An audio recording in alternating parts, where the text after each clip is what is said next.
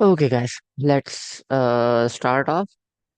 अब last time हुआ ये था कि मुझे ये बात बताई गई थी कि हमें पैटर्न नहीं समझ आ रहा।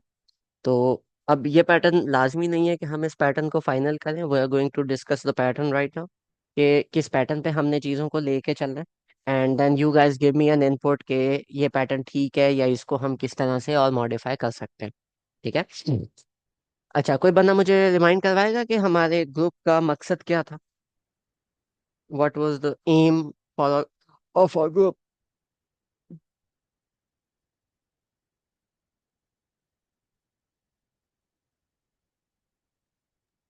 सूर्य असर। हम्म। उधर असल में 4 पॉइंट्स थे ना? हम्म। कौन कौन से? इल्ला लज़ीना आमनू। नंबर हम्म। 1 मामिलु सालिहात। नंबर 2 नंबर 3 वतवासौ बिल हक़ व वतवासौ बिस सब्र। हम्म। पर्सनल में दो थे। कौन कौन से? आमनू।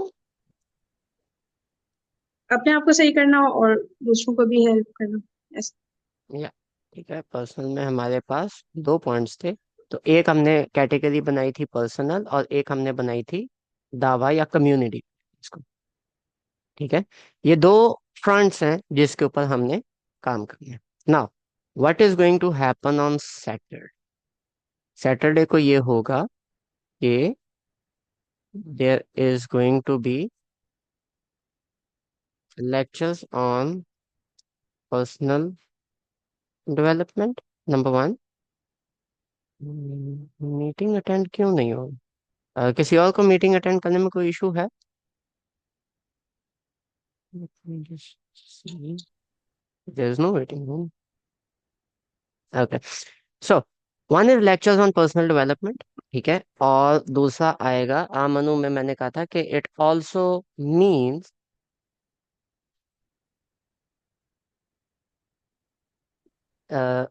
जो लेक्चर, इट ऑल्सो मीन्स कि आपने स्टडी करना है कुरान को। ठीक है। Quranic Yeah. रेफरेंसेस हो गए और इस तरह के जो भी रेफरेंसेस हैं वो आ जाएंगे। तो इस चीज को हम लोगों ने लेके चलना है। This is going to happen on Saturday. ठीक हो गया। इसके बाद जो दूसरा है दैट इज संडे। संडे को, और इस दिन हम लोग करेंगे पर्सनल। फिर आ जाता है संडे। संडे को हम लोग लेके चलेंगे कम्युनिटी। कम्युनिटी के अंदर हम लोगों ने जो चीजें करनी है दैट इज स्ट्रैटेजी रिव्यू के क्या क्या चीजें हुई। स्ट्रैटेजी रिव्यू से पहले देयर वुड बी अ खुतबा। खुतबा मींस एन एक्सप्लेनेशन ऑन दावा रिलेटेड टॉपिक। ठीक हो गया। तो what I would do for myself is के मैं कोई ना कोई इस तरह की चीज लेके आऊंगा जिसपे एक वीक में लेक्चर हो जाए, या अगर वो कॉन्सेप्ट समझना थोड़ा मुश्किल है तो हम उसको थोड़ा एक्सटेंड करके खींच के 2 वीक्स पे लेके जाए, या 3 वीक्स पे, डिपेंडिंग अपॉन वट एवर। और ये जो दावा होगा, ये जो 30 मिनट से it would be almost 30 to 45 minutes. ठीक है, मैं रिस्ट्रिक्ट करूंगा अपने आप को, इसमें कोशिश करूंगा इससे आगे ना हो। 30 से 45 मिनट्स जो सबसे पहली चीज है उसमें होगा कि कुरान से रिलेटेड जो दावा के बेसिक पॉइंट्स हैं कि आप किस तरह, नबी पाक सल्लल्लाहु अलैहि वसल्लम ने किस तरह से दावा किया था, नबी पाक सल्लल्लाहु अलैहि वसल्लम किन किन ऑब्जेक्टिव्स को लेके दावा किया करते थे। इसके अलावा एज अ मुस्लिम आप जब दावा करोगे, जो अंबिया हैं जब उन्होंने दावा फैलाया था तो उनको किस तरह के बैकलैशेस फेस करने पड़े थे। ठीक है। वो किन लोगों से उनको फेस करने पड़े थे, कुरान इस बारे में क्या कहता है।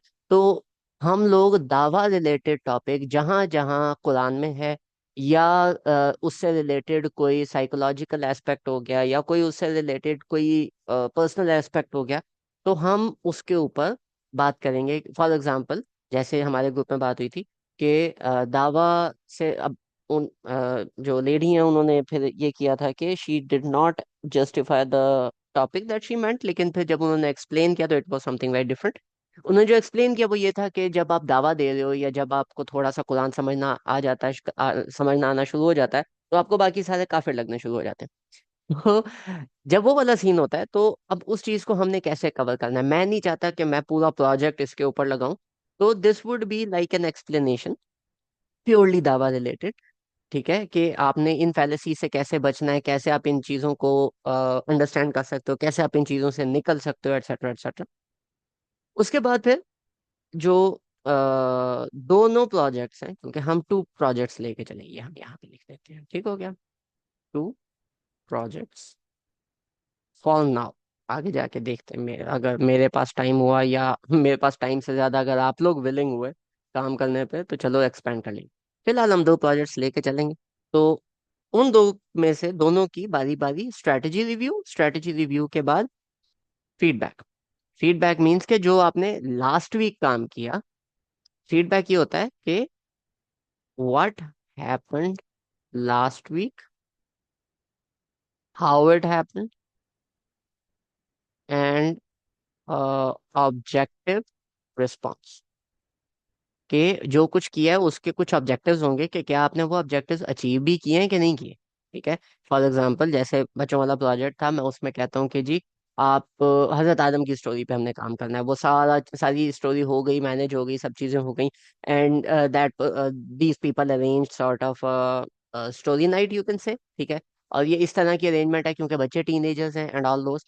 तो इस तरह की अरेंजमेंट है कि देयर पूरे ग्रुप ने इकट्ठा किया, घर में एक घर को सिलेक्ट किया और बाकियों को कहा कि आप इस घर में आ जाएं। ठीक है। और जो बच्चे हैं वो रात को इधर स्टे करेंगे, खेलेंगे, हम मोनोपोली खेलेंगे, लूडो खेलेंगे, और उसके साथ हमने एक स्टोरी टाइम रख लिया बीच में, घंटे का, 1.5 घंटे का, जिसमें बच्चों को हम ये हजरत आदम वाली स्टोरी सुनाएंगे। ठीक हो गया।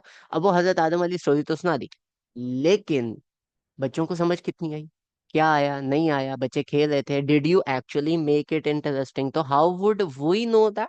We would know that by, या तो फिर उस चीज की रिकॉर्डिंग होगी। अगर वो रिकॉर्डिंग आप नहीं करते तो फिर उसका कोई सॉर्ट ऑफ क्वेश्चनेयर फॉर्म होगा, सिंपल सा एमसीक्यूज टाइप। ठीक है। वो फिर हम बनाएंगे कि आपने ये स्टोरी कर ली। स्टोरी करने के बाद आपने बच्चों को सॉर्ट ऑफ 5 मिनट 10 मिनट की डिस्कशन ब्रेक दी कि चलो आप डिस्कस करो, क्वेश्चंस करो, वो हो गए। उसके बाद फिर you give them that MCQ test, 5 या 6 या 10। एंड एमसीक्यू टेस्ट में जिसके हाईएस्ट मार्क्स आएंगे that person is going to get a chocolate. वो जब एमसीक्यूज आपके पास सॉर्ट ऑफ रिवाइज होके आते हैं या सॉर्ट ऑफ कंपाइल होके आते हैं, तो then you can sort of have a objective response.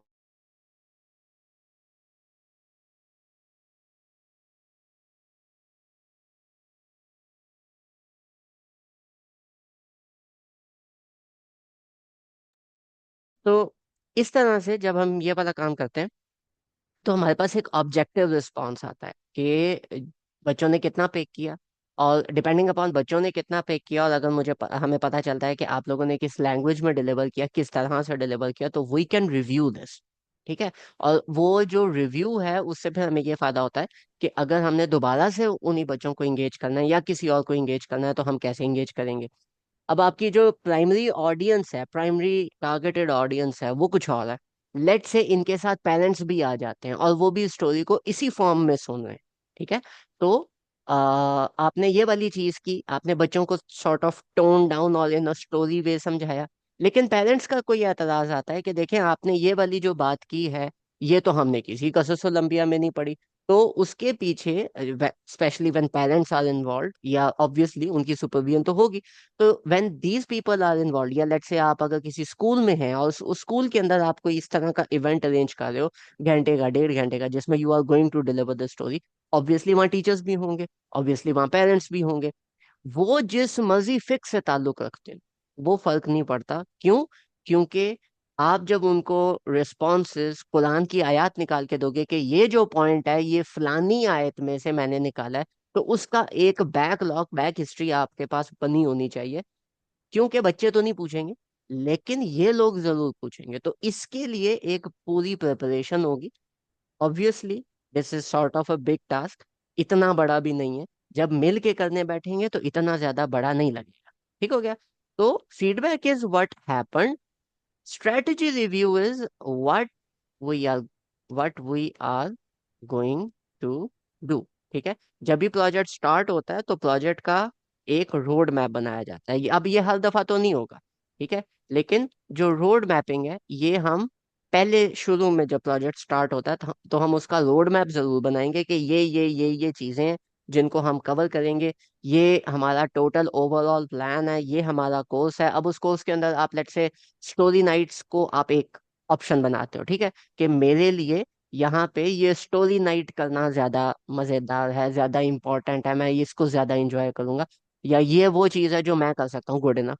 एक दूसरा बंदा वो कहता है नहीं यार मैं स्टोरी नाइट नहीं कर सकता, लेकिन हाँ मैं अपने स्कूल के अंदर वीकली मंथली मैं सेमिनार जरूर अरेंज कर सकता हूँ कि वो इस तरह से हो जाए। या मैं स्कूल से ये भी बात कर सकता हूँ कि छुट्टी के बाद अगर वो मुझे ऑडिटोरियम हॉल दे दें तो मैं थोड़ी सी मार्केटिंग करूँ, लोग आए, पेरेंट्स के साथ आए, and we are gonna have some sort of that discussion और इस तरह की चीजें। तो अब वो ऑब्वियसली फिर उसके साथ फाइनेंसेस डील होते हैं, बाकी चीजें हैं, वो फिर देखने पड़ते हैं कि कौन किस तरह से कैसे करेगा। शुरू में तो आप इतनी पब्लिक स्पीकिंग में नहीं जाओगे, लेकिन अगर आपने गोल वो रखा हुआ है तो आप घर में भी बच्चों को पढ़ा रहे हो तो आप अपने आप को सॉर्ट ऑफ सेट कर रहे हो कि मैंने इनसे बात करनी है तो मैंने ऐसे बात करनी है, ठीक है। तो we should have that goal. और इसमें लाजमी नहीं है कि हमने सिर्फ स्टोरी मैपिंग करनी है, क्योंकि हमारा जो एम है वो बच्चों को स्टोरियां सिखाना नहीं है, वो बच्चों को सॉर्ट ऑफ कुरान स्टडी करवाना। अब वो कुरान पे उनको कैसे लेके आना है, अब छोटे बच्चे हैं obviously, Quran is a book without pictures, they won't like, अब kids don't like books without pictures, ठीक है। ऊपर से अरबी बहुत सारे बच्चों को नहीं आती, तो चलो stories are a point to instigate, ठीक है। लेकिन उसके साथ फिर और चीजें होंगी जो फिर आहिस्ता आहिस्ता हम लेके चलेंगे। तो इस पूरे कोर्स को डेवलप करने का जो मकसद होगा, आउटकम होगा, मैं जो सजेस्ट करूंगा वो ये होगा कि बच्चों को कुरान पे इस तरह से हम लेके आए कि कुरान को वो इंजॉय करें, ठीक है। निकालें नहीं निकालें चीजें लाइफ में अप्लाई करें नहीं करें वो बात की बात है, लेकिन फर्स्ट एंड फॉरमोस्ट बच्चे कुरान पढ़ना इंजॉय करें।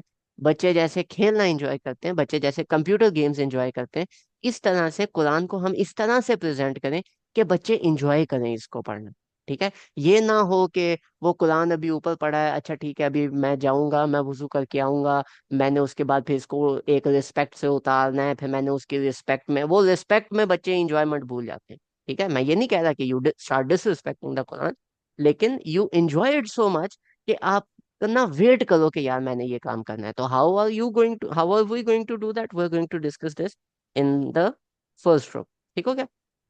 ये था एक ग्रुप। अब ये जो पूरा काम है हो सकता है आज चूंकि स्टार्टिंग है, तो हो सकता है स्टार्टिंग में अभी आप लोगों को बिल्कुल कुछ नहीं पता, अभी तो ग्रुप भी फॉर्म नहीं हुआ, क्योंकि अगर ग्रुप फॉर्म होता मुझे कोई ना कोई इन्फॉर्मेशन मिल जाती। तो अभी तक चूंकि ग्रुप ही फॉर्म नहीं हुआ तो मैं उसमें क्या स्टार्ट करूंगा, ठीक है। लेकिन अभी जब ये ग्रुप फॉर्म होगा हम थोड़ी सी इस पे मेहनत करेंगे, हो सकता है कि वीक में मुझे थोड़ा ज्यादा एंगेजमेंट देनी पड़े इन द स्टार्ट।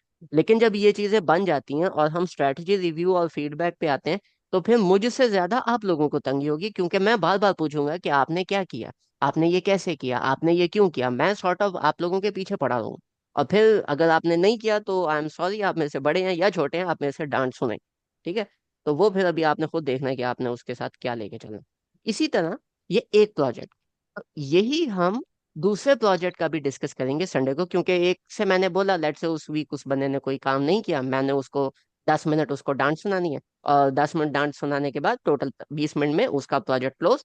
अगला प्रोजेक्ट जी बताओ अभी जी आपने क्या किया, लेट से दूसरे बंदे ने भी कुछ नहीं किया, 15 मिनट उसको डांट पड़ेगी, फिर पूरा जो सेशन सुन रहा है कोई 5 1 मिनट सबको इकट्ठा डांट पड़ेगी, और फिर सेशन खत्म हो जाएगा, फिर अगले वीक का हम वेट करेंगे।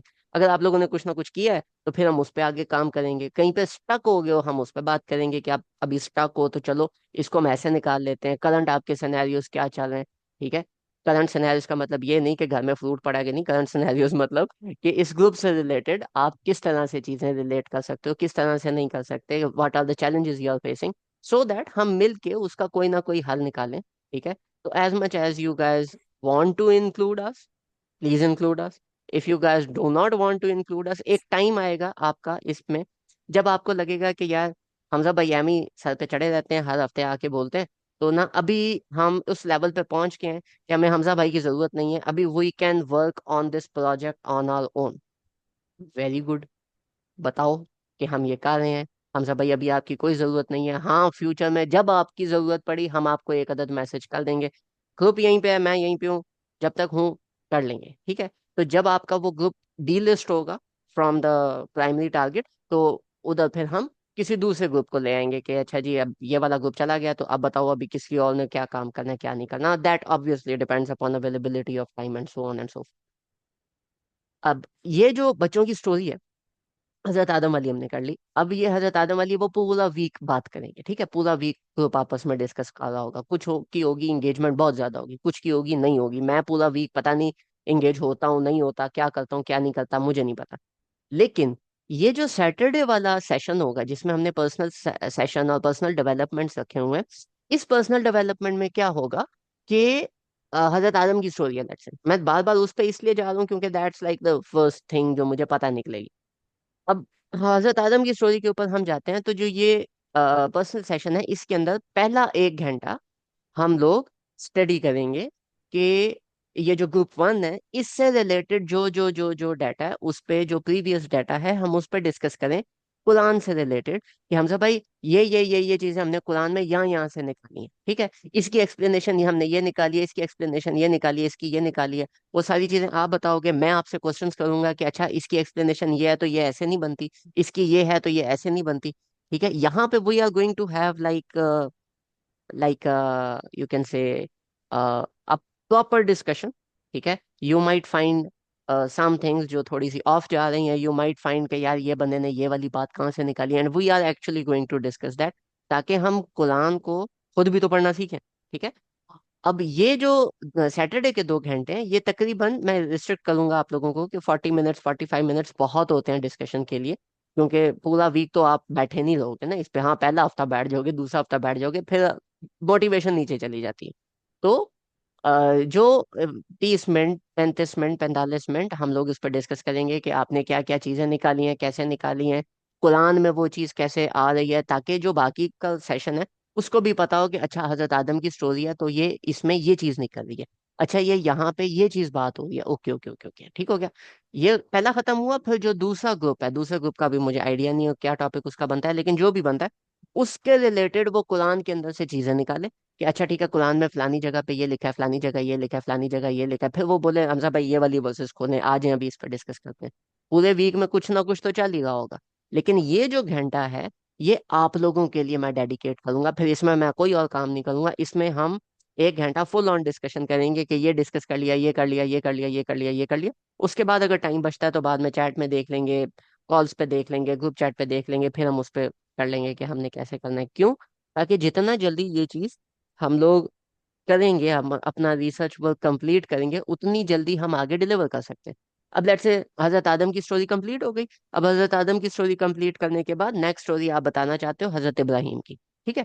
हजरत आदम की स्टोरी कंप्लीट होने के बाद अभी उनमें से एक बंदा दो बंदा बाकी लोगों के ऊपर लग जाता है कि यार ये अभी हमने बच्चों में डिलीवर करनी है, हमने उसकी चीजें अरेंज करनी है, हम उसके ऊपर स्ट्रेटेजाइज करें, क्योंकि अभी डाटा हमारे पास सारा का सारा आ गया, ठीक है। तो चूंकि डाटा सारा का सारा आ गया है, तो अभी आगे आपने जब उस चीज को प्रेजेंट करना है तो उसकी प्रेपरेशन डिफरेंट है। तो कुरान पे जो बात होगी वो अभी हम आगे हजरत इब्राहिम की स्टोरी स्टार्ट कर लेते हैं, ताकि जब बच्चों को हम इंगेज करें, तो हजरत आदम अगर हमने इस वीक इंगेज किया है तो विद इन 3 वीक्स 4 वीक्स हम उनको हजरत आदम में ही रिपीट करके तो हम उसको हजरत इब्राहिम पे ले आए। हजरत इब्राहिम के बाद यू गाइस वांट कि हम हजरत मूसा की स्टोरी स्टार्ट करें, तो साथ साथ फिर वो वाली चीजें चल पड़ेंगी। तो उस पे फिर हमें थोड़ा सा गैस पे स्टेप ऑन करके तो प्रॉपर वर्क करना पड़ेगा, ठीक है। This is my vision on how I want you guys to work, but again मैं अपने दिमाग को आपके जगह पे नहीं डाल सकता, मैं अपनी मोटिवेशन को आपकी जगह पे नहीं डाल सकता, हो सकता है आप मेरे से बेहतर तरह से सोच रहे हो सकता है आपके पास मेरे से ज्यादा बेहतर आइडियाज हो। This is not my project, this is your project, my project is to help you out, ठीक है। If you allow and however much you allow and however much true you are to me, मैं उतनी ज्यादा आपकी help कर सकता, ठीक है। तो मेरा प्रोजेक्ट चल रहा है, मैंने एक प्लेटफॉर्म ओपन कर दिया, मैंने आप लोगों को इन्फॉर्म कर दिया, अब आपने मुझे बताना है कि मैं आपकी कैसे किस तरह से हेल्प कर सकता हूँ और हम लोग इसको किस तरह से लेके चल सकते हैं, ठीक है। Having this said, having a detailed point in this, मैं 1 मिनट एक चीज फाइनल कंप्लीट कर लूं फिर आपसे मैं बात करता हूँ। तो हैविंग दिस, कोई एक बंदा ऐसा है इस ग्रुप में लेट से जिसको दीन इस्लाम का कुरान का कुछ नहीं पता, ठीक है, बचपन से मुसलमान थे नमाजें पढ़ते हैं या मोटा मोटा पता है, लेकिन उस बंदे को कुरान के बारे में जीरो इल्म है और वो कहता है मुझे कुरान के बारे में बिल्कुल कुछ नहीं पता, ठीक है। मुझे वो बंदा बताया कि हमजा भाई मुझे नहीं पता। हम मैं कुरान को बेसिक लेवल से स्टार्ट करूंगा। आप लोगों के लिए थोड़ा बोरिंग हो जाता है, कोई बात नहीं, हम अपने कॉन्सेप्ट्स को रिवाइज कर लें, ठीक है। लेकिन वो जो बंदा पीछे रहा हुआ है, उसको हम एक दफा जीरो से उठा के उस लेवल पे विद इन 2 वीक्स इंशाल्लाह लेके आएंगे, ठीक है। बाकी फिर जो प्रोजेक्ट्स हैं उनको हम वक्ती तौर पे थोड़ा सा टाइम कम देके या वीक में किसी और टाइम ग्रुप चैट पे या उस तरह बात करके हम उसको लेके चलेंगे। लेकिन कुरान की जो बेसिक्स हैं, कुरान का जो बेसिक है इसके यूजुअली जो लेक्चर्स होते हैं वो तकरीबन 8 से 10 घंटे लगते हैं, ठीक है, इंट्रोडक्शन ऑन कुरान पे। तो वो इंट्रोडक्शन ऑन कुरान के लेक्चर जब कंप्लीट होंगे तो आप लोगों के भी कॉन्सेप्ट रिवाइज हो जाएंगे, वो जो नया बंदा आ रहा है उसको भी एक दफा समझ आ जाएगी कि अच्छा ये चीजें ऐसे लेके हम चल रहे हैं। तो that would be another thing. तो अब 10 घंटे अगर लगते हैं तो 2 घंटे सैटरडे के लो, 2 घंटे हम संडे के लेते हैं, तो 4 घंटे हो गए। ये 2 हफ्ते के अंदर, 2 हफ्ते बहुत आदमारी तो 2.5 हफ्ते के अंदर मैं कोशिश करूंगा 2 हफ्ते में कंप्लीट कर दूं आज मिला के। तो 2 हफ्ते के अंदर जब ये कंप्लीट हो गया तो now that person is going to be on path कि हाँ ठीक है मुझे कुरान का इंट्रोडक्शन समझ आ गया। अभी अंदर से कैसे निकालना वो फिर हम बाद में देखेंगे, ठीक है। अच्छा जी, अब बताएं किसी बंदे का कोई क्वेश्चन, किसी बंदे को स्ट्रेटजी समझ नहीं आई, anything at all, please raise your hands first, I am gonna call your names.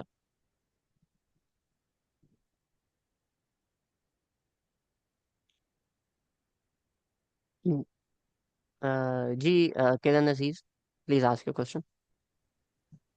अस्सलाम वालेकुम सर। वालेकुम अस्सलाम। जी सर, मैंने पूछना ये था कि पैरेलल में दो प्रोजेक्ट्स चलेंगे जो मतलब पार्टिसिपेंट्स में डिवाइड होंगे। पैरेलल में 2 प्रोजेक्ट्स चलेंगे, पार्टिसिपेंट में डिवाइड करने की जरूरत नहीं है। आपकी मर्जी है, आपने दोनों प्रोजेक्ट्स लेने हैं आप दोनों प्रोजेक्ट्स ले लें। आपकी मर्जी है, आपने एक लेना है आप एक ले लें। आपकी मर्जी है, आपने दोनों नहीं लेने लेकिन आपने इसाले सवाब के लिए सेशंस अटेंड करने हैं और बाकियों की बिस्तियां सुननी है, आ जाओ ठीक है। तो that would be on you. लेकिन हाँ, जिस बंदे का आइडिया है, जो बंदा मोटिवेटेड है और प्रोजेक्ट स्टार्ट करना चाहता है, उसको एज अ प्रोजेक्ट लीडर करके, प्रोजेक्ट के 1 या 2 लीडर्स हम बनाएंगे, वो एज अ प्रोजेक्ट लीडर करके तो वो बंदा फिर स्टार्ट करेगा और बाकी लोग फिर उसका पार्ट बन जाए, जो भी बंदा उस प्रोजेक्ट में हिस्सा लेना चाहता है वो, ठीक है। ओके सर, ठीक है। यहाँ ओके, एनी अदर क्वेश्चंस? जी, फरीन भाई। हम लोग इस सैटरडे को हम लोग उस टॉपिक को थोड़ा मतलब पढ़ेंगे समझेंगे कि हम लोग सही अंडरस्टैंडिंग पे पहुंचे हैं कि नहीं, ऐसा यस, है। यस, आप जितना फिर भी वो संडे को जितना आपने वो वीक जी। में डाटा इकट्ठा किया है, हम उस पर डिस्कशन करेंगे कि ये आयात में जो आपने डाटा इकट्ठा किया वो कहाँ से किया है, कैसे किया है, आपके पास क्या पॉइंट्स हैं, मैंने कोई पॉइंट उसमें ऐड करना हो मैं वो वाला पॉइंट ऐड करूंगा, क्वेश्चन आंसर्स होंगे, तो हम उसी पूरे डाटा को समझेंगे कि कुरान में क्या है, हम उसको ताकि बेहतर तरह पहले अंडरस्टैंड करें फिर ही आगे डिलीवर करेंगे ना। हम्म। फिर लेकिन संडे को फिर क्या होगा ये नहीं समझा। संडे को ये होगा कि आपने ये वाली चीज इस वीक में कर ली है, नेक्स्ट, क्योंकि वो वाली तो सिर्फ डाटा पे बात होगी, कुरान की वर्सेस पे बात होगी। संडे को ये होगा कि आपने जो लास्ट वीक आप लोगों ने कर लिया वो आपने ये वर्सेस कर ली, इतने परसेंट आपने कंप्लीट कर लिया, नेक्स्ट वीक में आपने ये वर्सेस करनी है। अच्छा, पुराने में आपने इतनी 2 तफासिर 3 तफासिर 4 तफासिर आपने स्टडी कर ली, ओके।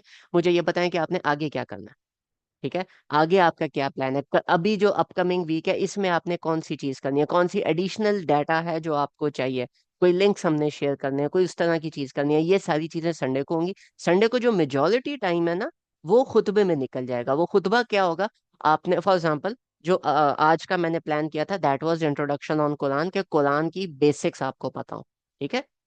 इसके बाद फिर आगे होगा कि फॉर एग्जाम्पल नबी पाक सल्लल्लाहु अलैहि वसल्लम किस तरह से खुद किस तरह से दावा किया करते थे, अल्लाह ताला ने वो हमें बताया सूरतुल जुमा के अंदर, ठीक है। तो हम उसको एनालाइज करेंगे कि आपने ये स्टेप्स हैं जिनको आपने फॉलो करना है। और फिर जब वो चीज हो गई तो आपने मुझे बताना है कि इन स्टेप्स को आप अपने प्रोजेक्ट में कैसे अप्लाई करोगे या आप अपनी जात पे कैसे अप्लाई करोगे, ठीक है। तो हम उन टॉपिक्स पे फिर बात करेंगे, ठीक है। तो Sunday is not going to be Quranic discussion, Sunday is going to be what you are going to do now, how you are going to apply it on you and stuff. Got the idea? And what we have done and मतलब उसका फिर क्या या response आया वगैरह।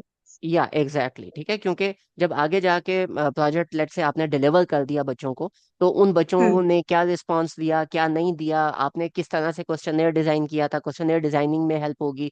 फिर आपने जो बातें की इनमें ये चीजें थोड़ी सी आप ऐसे चेंज कर लें तो ज्यादा बेहतर हो जाएगा। तो ये सारी बातें तो कुरान से कोई रिलेट नहीं करी, तो इसके लिए मैंने सिर्फ संडे को पॉइंट आउट किया है। शुरू में ऑब्वियसली ये डिस्कशंस नहीं होंगी, तो शुरू में मैं थोड़ा ज्यादा टाइम आप लोगों का खर्च करूंगा, थोड़ा सा कुरान के हम्म बारे में और थोड़ा सा दावा कैसे देते हैं उसकी ट्रेनिंग के बारे में, क्योंकि बाद में तो फिर आप लोग ऑटो पे चल पड़ोगे ना। सही है।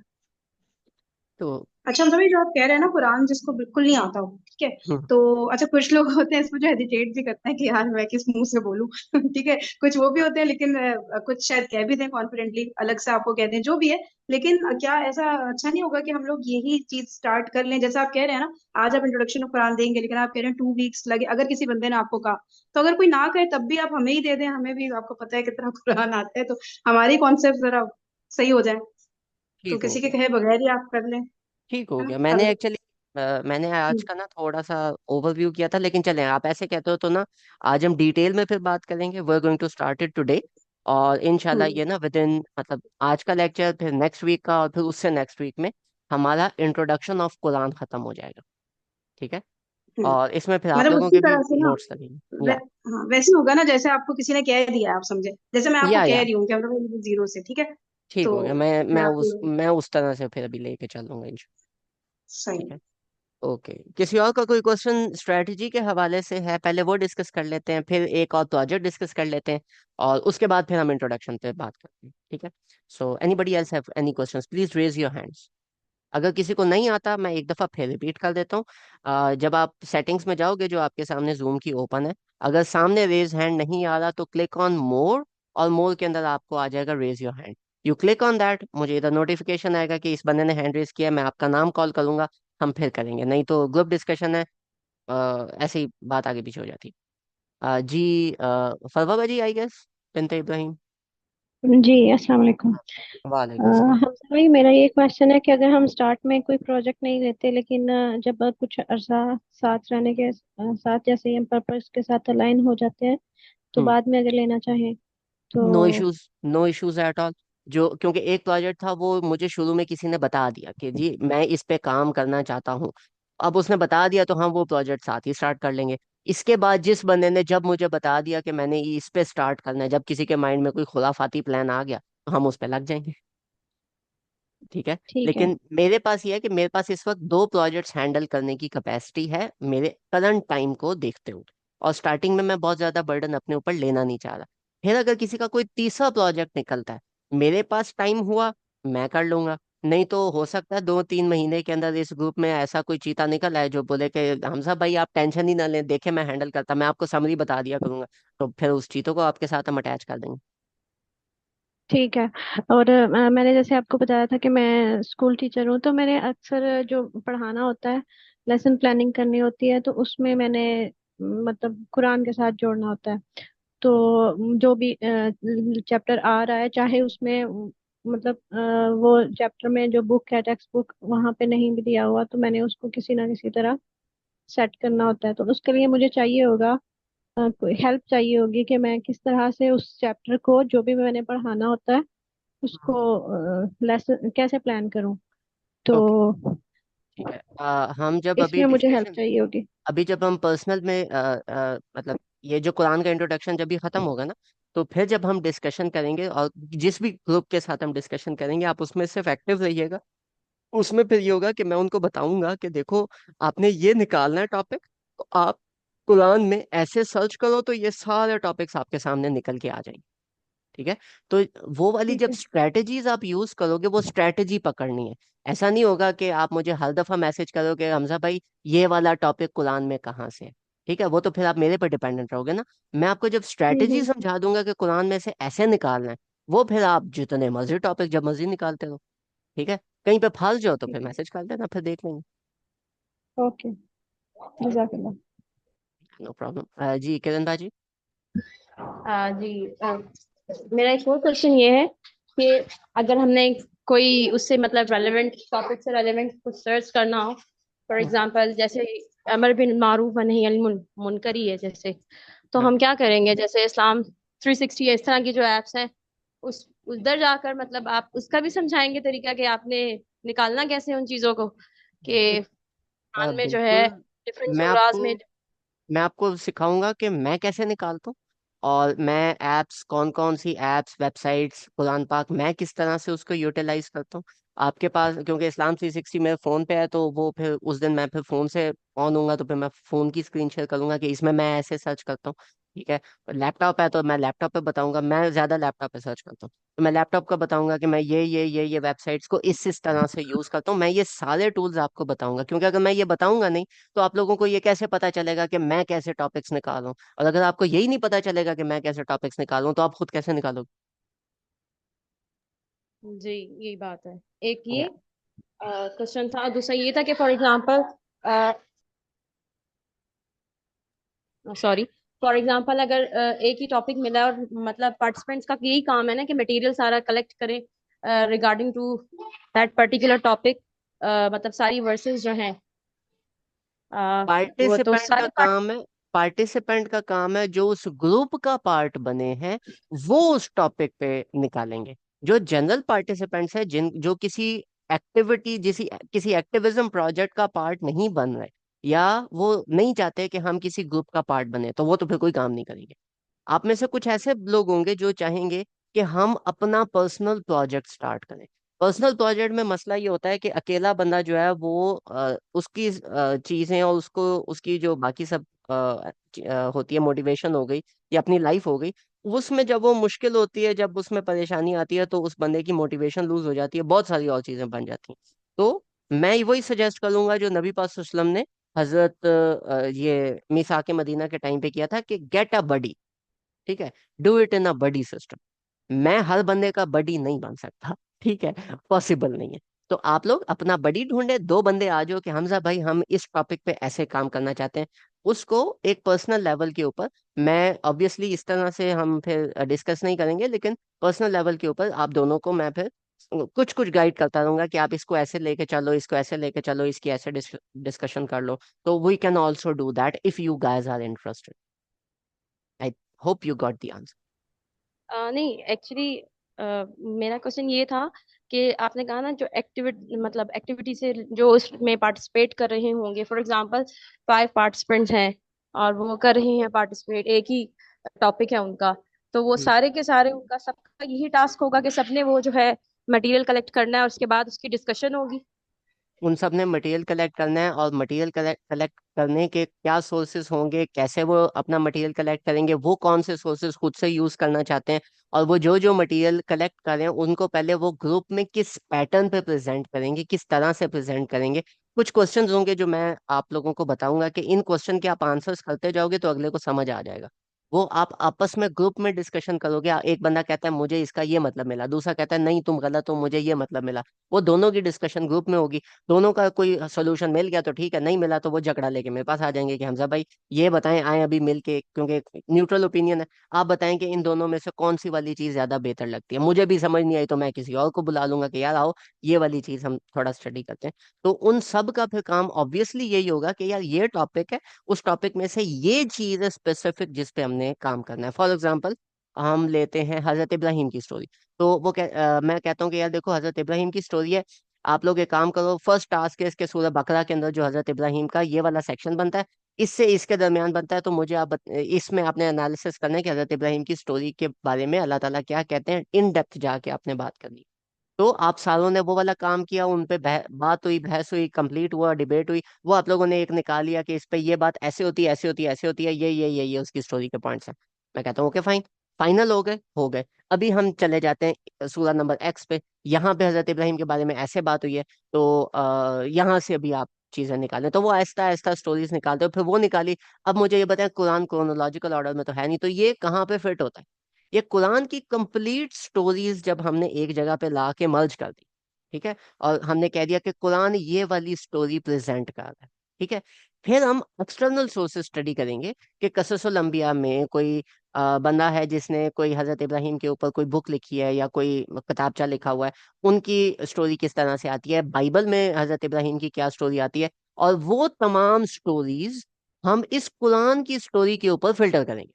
ठीक है, कि कुरान की स्टोरी को वो कॉम्प्लीमेंट कर रही है नहीं कर रही, कुरान ने ये वाली बात की है और उसने ये वाली बात की है तो ये कैसे उसके ऊपर आ रही है, कुरान में ये वाली इंफॉर्मेशन मिसिंग है वहां पे ये इंफॉर्मेशन गिवन है, तो कुरान ने ये इंफॉर्मेशन क्यों मिस की, इसके पीछे हिकमत क्या है, हमने वो इंफॉर्मेशन लेके नहीं आनी, लेकिन उस इंफॉर्मेशन मिसिंग की हिकमत क्या है, हम उसके ऊपर थोड़ा सा अंडरस्टैंड करने की कोशिश करेंगे। प्रेजेंट हम कुरान की स्टोरी करेंगे, लेकिन जब एक्सटर्नल सोर्सेज से हम सारा घूम के आएंगे तो हमें उस स्टोरी को अल्लाह ताला जैसे प्रेजेंट करें हमें उसकी हिकमत भी समझ आएगी, तो हम फिर उस चीज को प्रेजेंट करेंगे।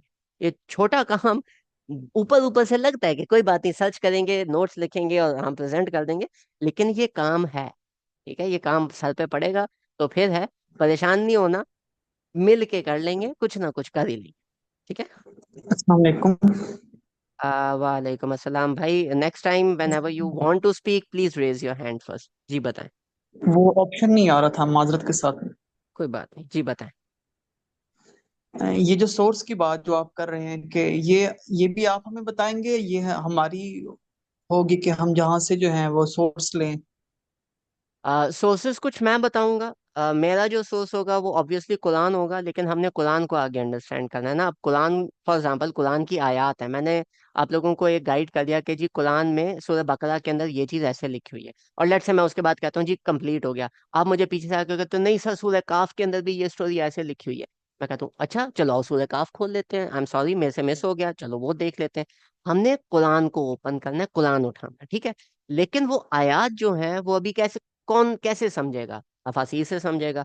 मुझे हो सकता है कि किसी और स्कॉलर की तफसीर पसंद हो, आपको किसी और स्कॉलर की तफसीर पसंद हो, तीसरे बंदे को किसी और की तफसीर पसंद हो। मैं उसमें फिर आपको गाइड नहीं करूंगा कि आपने स्पेसिफिकली इस बंदे की तफसीर सुननी है, वो आप जिस मर्जी सोर्स को साइट करो, लेकिन जो आप बात लेके आओ वो उस आयत के ऊपर फिट होनी चाहिए और उस आयत के ऊपर बैठनी चाहिए, क्योंकि हमारा जो प्राइमरी फोकस है वो आयात समझना है, वो लोगों के पर्सपेक्टिव को फोकस करना नहीं है। तो जब मुख्तलिफ ऐसे पर्सपेक्टिव आएंगे हम एक दूसरे से बात करेंगे और हमारा एम उस आयत को समझना होगा, ठीक है, तो हम उस चीज को एक बेहतर तरह से लेके चल सकते हैं। इसमें अगर मैं सारी चीजें आपको बताऊंगा कि मैं ये ऐसे ऐसे कर रहा हूँ, तो वो चीजें थोड़ा सा फिर बायसनेस पे चली जाएंगी, क्योंकि आप भी वही सोर्सेज उठा रहे होगे जो मैंने आपको बताई हैं, तो फिर आप मेरे तो नॉलेज स्ट्रीम में कोई इजाफा नहीं कर रहे, और अगर आप मेरे अगेंस्ट नहीं बात कर रहे तो हम उस चीज की सच्चाई तक कैसे पहुंचेंगे। फिर तो सारा कुछ वही हो गया ना जो हमजा भाई ने कह दिया, तो जो हमजा भाई ने कह दिया अगर उसी पे रहना है तो फिर खुद क्यों काम कर रहे। आई hope you got the answer.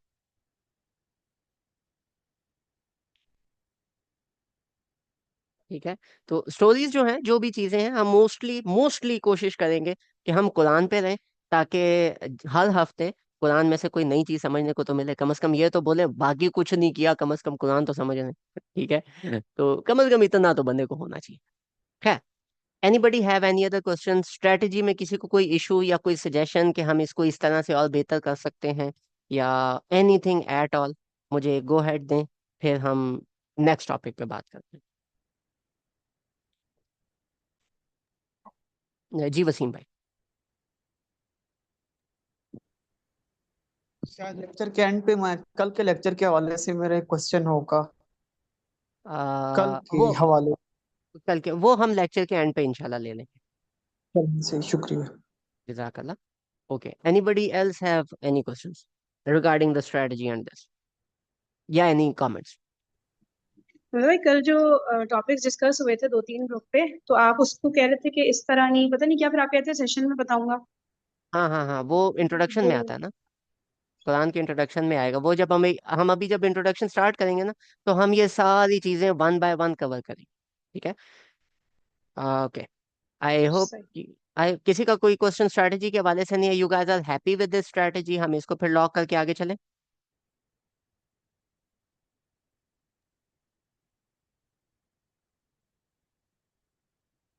अच्छा मतलब भाई ये जो अलग अलग ग्रुप्स बनेंगे, ठीक है, तो प्लीज उसमें बाजी, सिर्फ और सिर्फ next time raise your hands please. ठीक है, अच्छा ओके बताएं सर। अभी, बताएं। अच्छा मैं कह रही हूँ कि जो ग्रुप्स बनेंगे तो क्या उसमें भी, उसमें सारे एक्टिव मेंबर्स ही होंगे या कुछ होंगे जो बस सुनना देखना चाह रहे हैं, वो मेन ग्रुप में रहेंगे खाली और सेशंस अटेंड कर सकते हैं, या वो प्राइवेट ग्रुप्स में भी आ सकते हैं जिनको नहीं कुछ करना, मतलब ताकि टास्क वगैरह डिवाइड करना ये सब चीजें इजी हो जाए ना। Depends upon the group leader. मैं किसी बंदे को यहाँ पे रिस्ट्रिक्ट नहीं कर रहा। It honestly depends upon the group leader कि वो क्या चाहता है। अगर उसके पास इतना है कि वो इन लोगों को भी बीच में इंक्लूड करे और फिर एक बारी बारी पूछे जी ये वाला टास्क करना है, ये वाला टास्क करना है, वो ग्रुप लीडर की मर्जी है। क्योंकि मेन इसमें ग्रुप बनाने में मैं नहीं हूँ, मेरा सपोर्टिंग रोल है, उस बंदे का मेन रोल है, तो उसकी मर्जी। सही सही। ठीक है। लेकिन ओपन जो है और जो सेशन है, इसमें कोई बंदा मना नहीं कर सकता कि ये बंदा आके बात ना सुने, तो वो सारे सुनेंगे। Okay. Anybody else have any questions?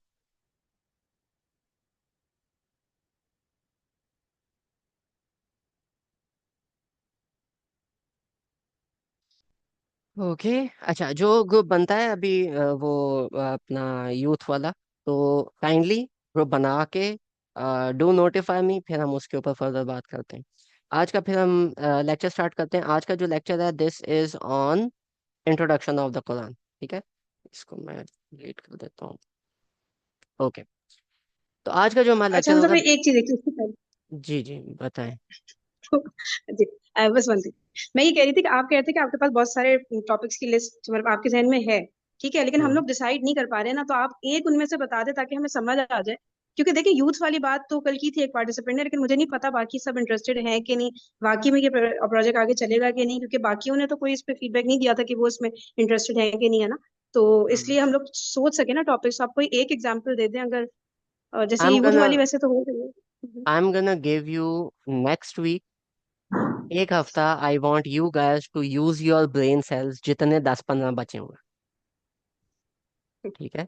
अगर मैंने सारी चीजें देनी है तो फिर आप लोगों वही बात होगी ना कि उंगली पकड़ के चला दो। मैंने उंगली पकड़ के नहीं चलाना।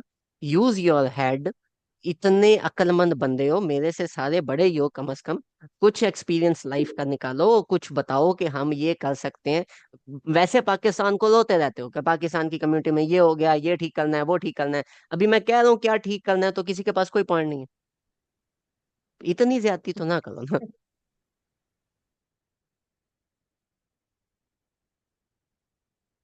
Okay. Coming to introduction of the Quran. ठीक है, अब मेरा था कि हम इसको शॉर्ट शॉर्ट डिस्कस करेंगे, लेकिन अभी हम इसको डिटेल में डिस्कस करेंगे। ठीक है। आप लोगों को, and we are going to have a discussion. Okay, let's do this.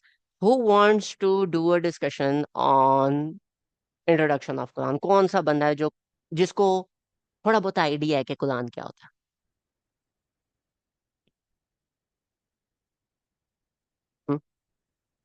Anybody wants to introduce it?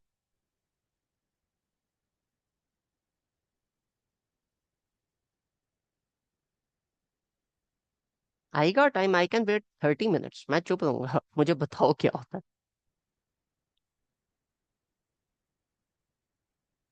जी वसीम भाई।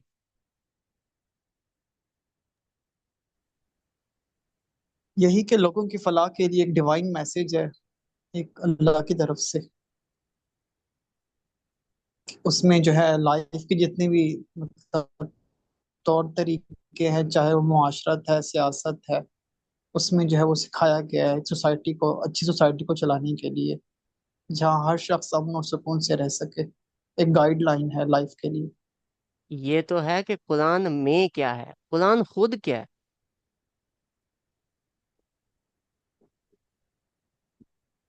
कुरान एक डिवाइन मैसेज है अल्लाह का। ये मतलब अल्लाह का ही कलाम है, अल्लाह ताला जो का। अल्लाह चाहते हैं कि हमारे इंसानों मतलब जो इंसान जो उसकी एक खलीफा के तौर जो उसने जमीन पे भेजे हैं वो ऐसा हो, जो मेरा खलीफा है। खलीफा का मतलब क्या होता है?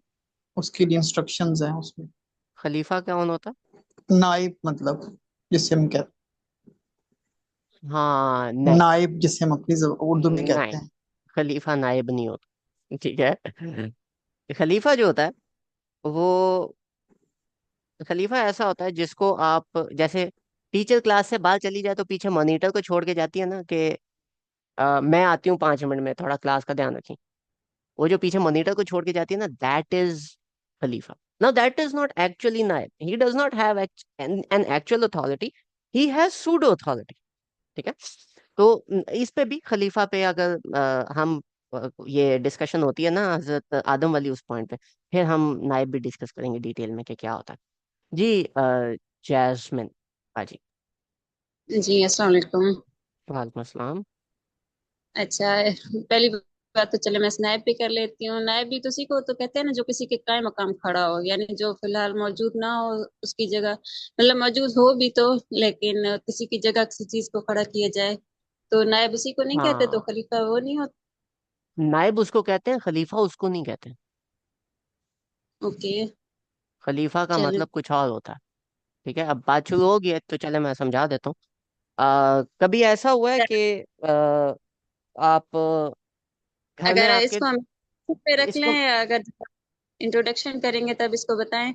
लेकिन पहला मेरा सवाल ये है कि जैसे ग्रुप शुरू है, मैं भी आज सेशन ज्वाइन किए, तो मतलब मुझे सही से समझ नहीं आ रहा कि मकसद क्या है। प्रोजेक्ट्स करने तो हैं, फिर उसके बाद मतलब ये जो तहकीक करनी है, फिर इसको क्या करना है?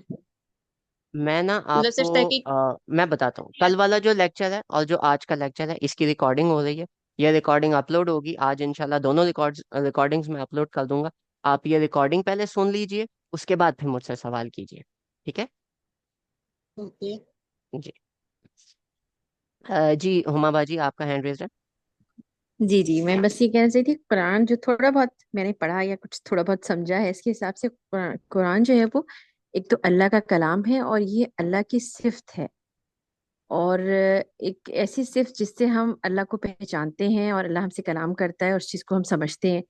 और जाहिर है बहुत सारी आयतों में भी कुरान का में जो है अल्लाह ताला ने बयान किया हुआ है अपनी सिफ्त के हवाले से। जैसे अल हय्युल कय्यूम है, और मतलब अल्लाह के नाम भी इसमें हैं। तो मैं जो थोड़ा बहुत उसको समझती हूँ कि अल्लाह का कौल या अल्लाह का कलाम, और जो हम्म। कि सिफ्त की तरह से उसकी जिसको हम अंडरस्टैंड कर सकते हैं। हम्म, ठीक है। ओके। चलिए, अब मेरा एक सवाल है आप लोगों से, क्योंकि मेरा ख्याल है मैंने सवाल आप लोगों से बहुत सिंपल कर लिया था। तो मेरा एक छोटा सा सवाल है, कुरान मौजज़ा क्यों है?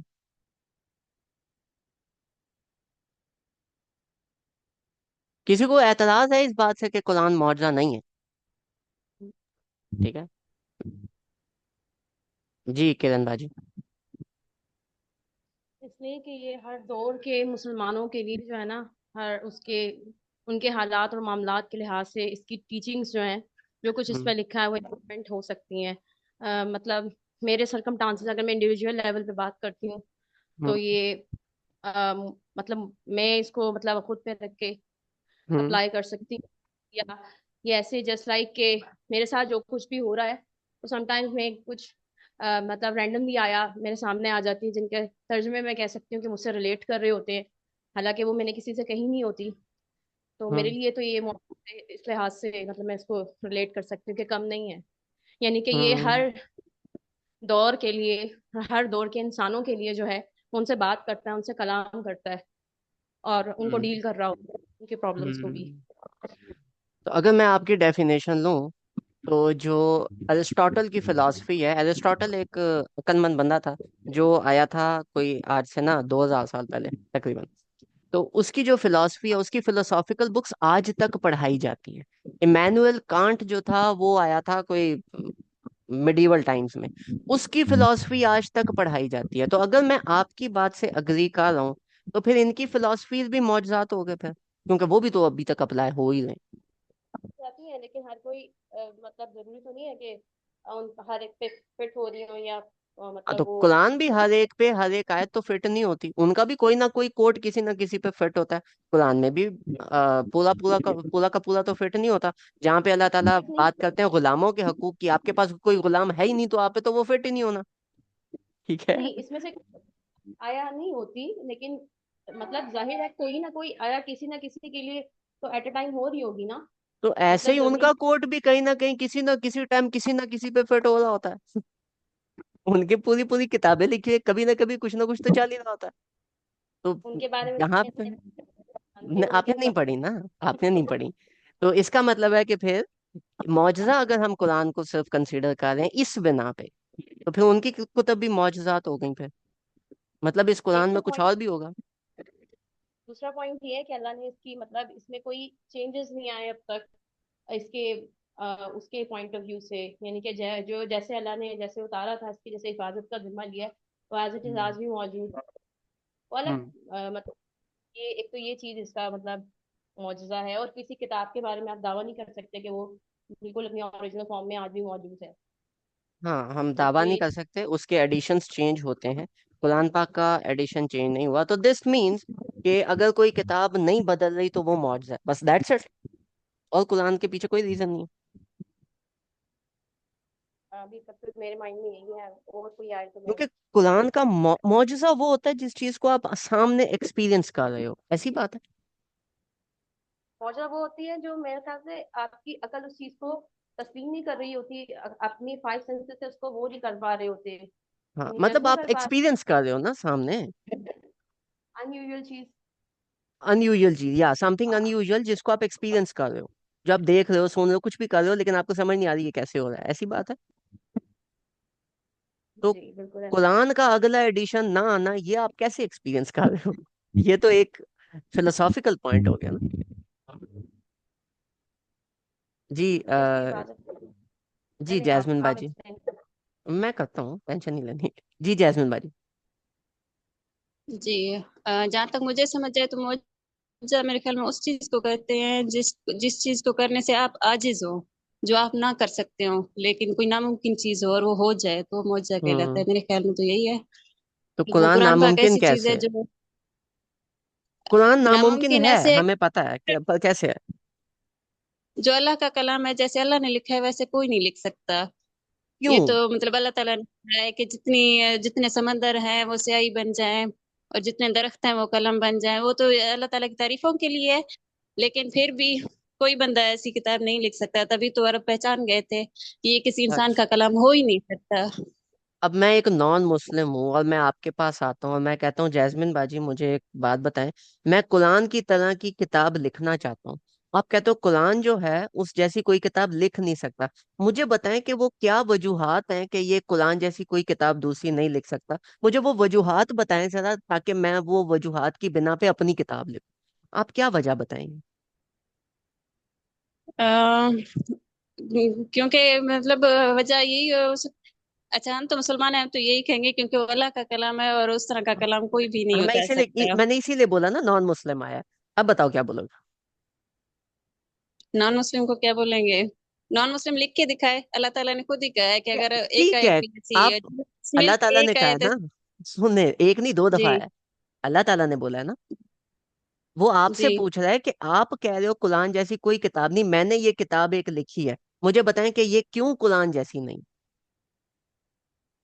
क्योंकि मैं आज तक किसी भी इंसान की कोई ऐसी किताब देखने को नहीं मिली जिसमें एक मुकम्मल ज़ाब्ता है, या तो जिसमें एक एक चीज का जिक्र हो, जहाँ एक एक मसले का आपको बताया गया हो। और कुरान वो में तमाम कुरान में बहुत जी। सारे मसाइल हैं जो नहीं बताए हुए, हिंट किया हुआ है।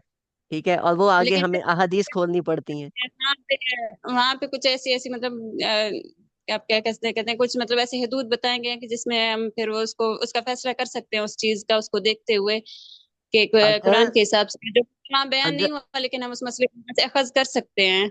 अगर ये सारी चीजें सिर्फ कुरान में होती ना, तो उसके आगे हदीस, उसके आगे इज्तिहाद, उसके आगे फेक, ये चीजें ना बनती। वो इसीलिए बनी है क्योंकि वो वहां से अखज की गई है। वो उनमें किसी वो कोई भी कुरान पाक से हाँ, टकराता नहीं है। अगर वो वो बहुत टकराएंगे सारी फिर बहुत सारी वो चीजें झुटला। हैं जो, वही बात है जी ना कि कुरान उधर साइलेंट है, कुरान में उस बारे में ना हाँ में जवाब है ना में जवाब है। जी। ठीक है, तभी लेकिन तो जो आगे जाके मसला बात आती है, तो बात उधर ही पहुंच गई कि उस बंदे ने वो किताब में नहीं इंक्लूड किया, बस खत्म हो गया, उसके ऊपर फिर लिखते रहो हाशिए। जी। तो अब बताओ फिर क्या बोलोगे उधर? चले छोड़े, मुझे तो बस वसीम इतना भाई। ही समझ आया कि जी मौजा वसीम उसी भाई। चीज को कहते हैं करने से कोई आजिज हो। ठीक है, बिल्कुल मैं अग्री कर रहा हूँ। ठीक है, मैंने ये इसलिए क्वेश्चन पोज किया ताकि थोड़े से दिमाग के सेल इस्तेमाल हो ना। जी वसीम भाई। जी, आपने जो बात की है नॉन मुस्लिम की, वैसे मैं सिर्फ अगर उसको डिस्कस करता हूँ, लेट्स सपोज अगर वो कोई बुक लिखता है, हम्म। तो वो अपनी जो है ना उस प्रेजेंट कंडीशंस और वो माइंड में उसके जो भी है एक मतलब जिसे हम कहते हैं एक फिक्स सर्कल में वो चीजें जो है उसको नोट करेगा। हम्म।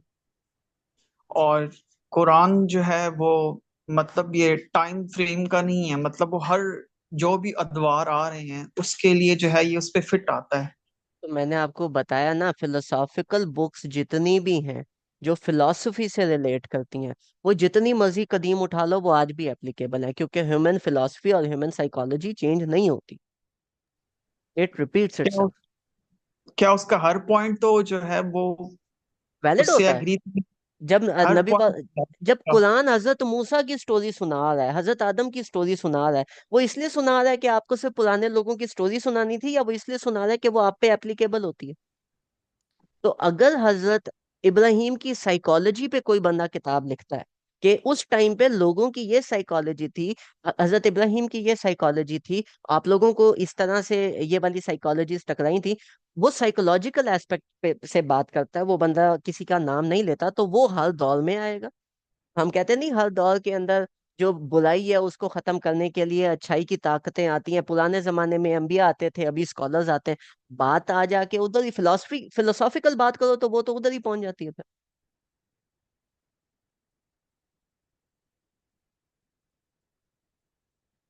बात समझ आई कि पहले जी भी गई? मैं एग्री हूँ आपके नहीं नहीं, पहले वाली नहीं गई, ये आ गई जी। ठीक है।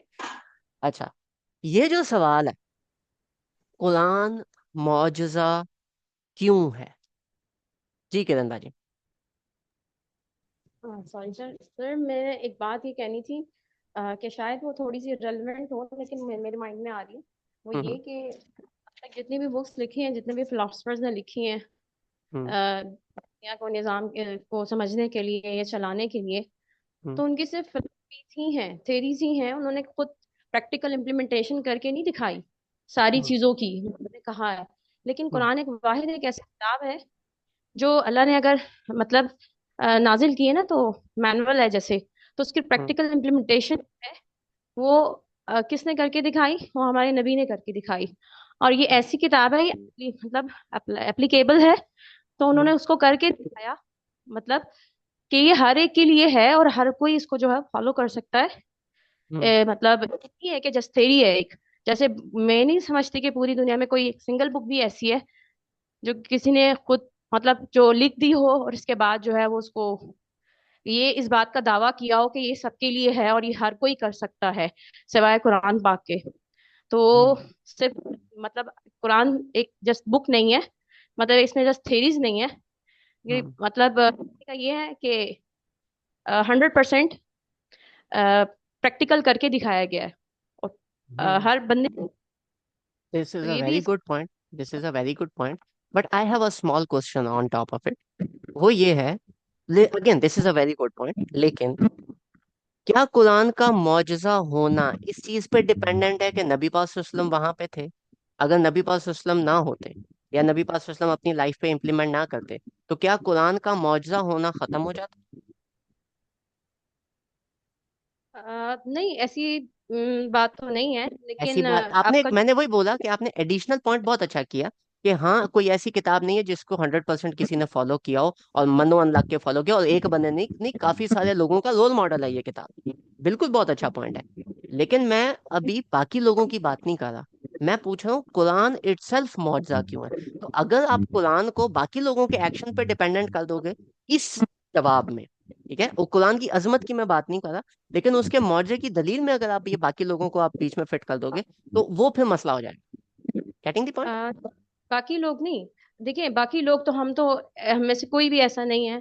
मतलब हम में क्या, जो पहले भी गुजरे जो कहे कि हमने इसके हर एक उस पे अमल किया, लेकिन सिर्फ एक वाहिद हस्ती है जिनके बारे में हम कह सकते हैं। जैसे हजरत आयशा की एक रिवायत है कि कुरान क्या है, तो उन्होंने कहा कि कुरान जो है नबी करीम सल्लल्लाहु अलैहि वसल्लम के अखलाक हैं, तो उन्होंने कहा कि कुरान के अखलाक हैं जो उनका खुल्क है वही, यानी कि अगर आप प्रैक्टिकली देखना चाहते हैं तो आप सल्लल्लाहु अलैहि वसल्लम के सामने मौजूद है मिसाल। हम्म तो आपसे मैं बात कर रही हूँ ये कि ये एक वाहिद एक ऐसी किताब है जो मेरे नज़दीक जो जिसपे आप सब मतलब एप्लीकेबल है, आप इसको फॉलो कर सकते हो। तो हम्म ये इसका मतलब पॉइंट ये है कि मौजूदा होने के बारे में दलील है कोई ऐसे ही, और कोई किताब है नहीं जिसके बारे में कोई क्लेम कर सके कि ये भी ये ऐसे ही फॉलो जैसे ये वो उन्होंने। मौजज़े की दलील नहीं है, ये अजमत की बात है, दोनों में फर्क है। मौजज़े की दलील कुरान में खुद होगी, कुरान का एक्सटर्नल नहीं होगा।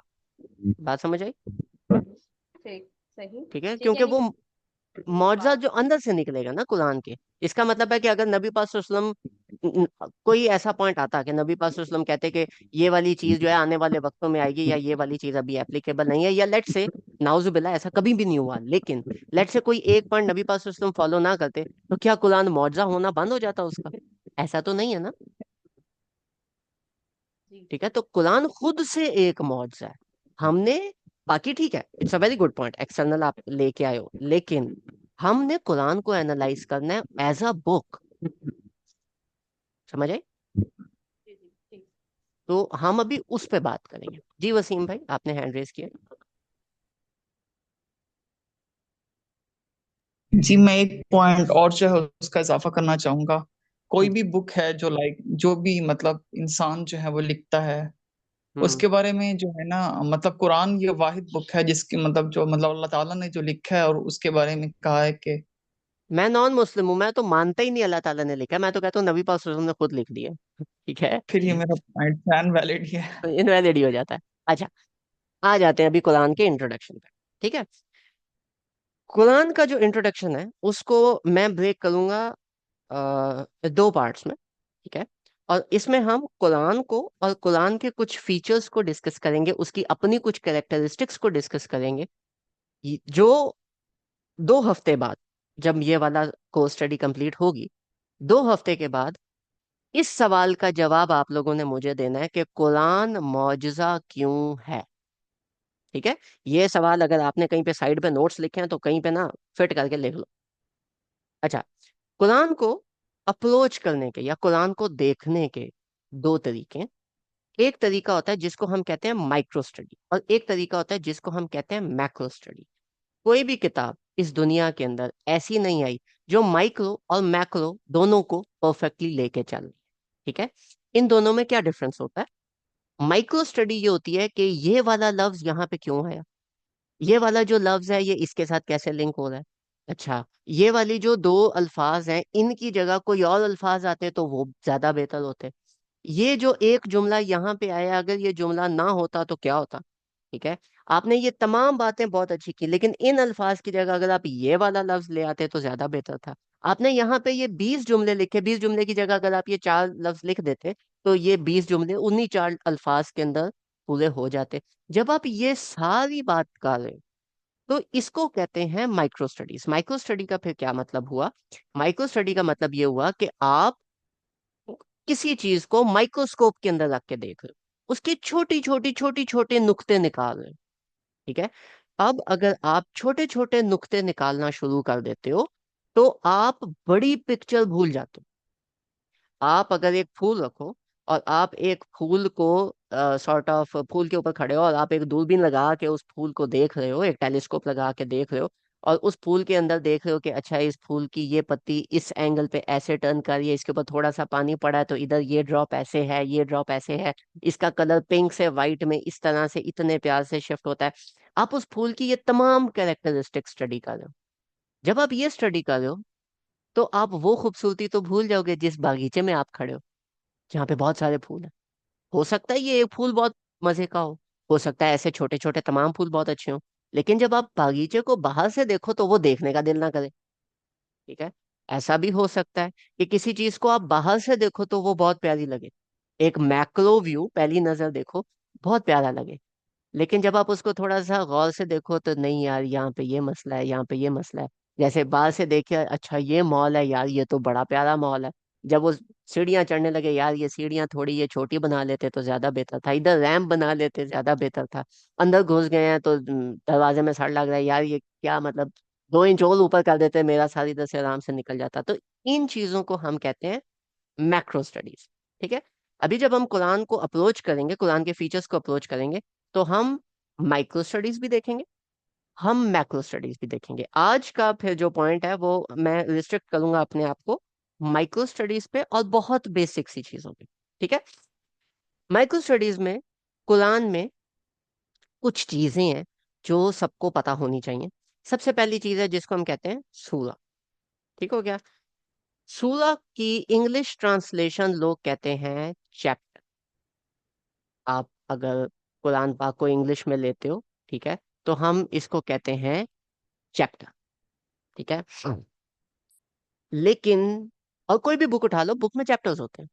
तो कुरान पाक में सूरा है, हाँ वो लिंग्विस्टिक टर्म है, नहीं नहीं उसका मतलब चैप्टर है, चैप्टर की तरह उसको ले लो, बस एक ही बात है। ऐसा नहीं है, ठीक है। Chapters are something very different. Why? Number one, chapters have, chapters लिख देते हैं, क्रॉस रेफरेंसेस। क्रॉस रेफरेंसेस क्या होते हैं? क्रॉस क्रॉस रेफरेंसेस ये होते हैं, आपने चैप्टर नंबर वन पढ़ा, चैप्टर नंबर वन में सीरा की बुक उठा लो, ठीक है।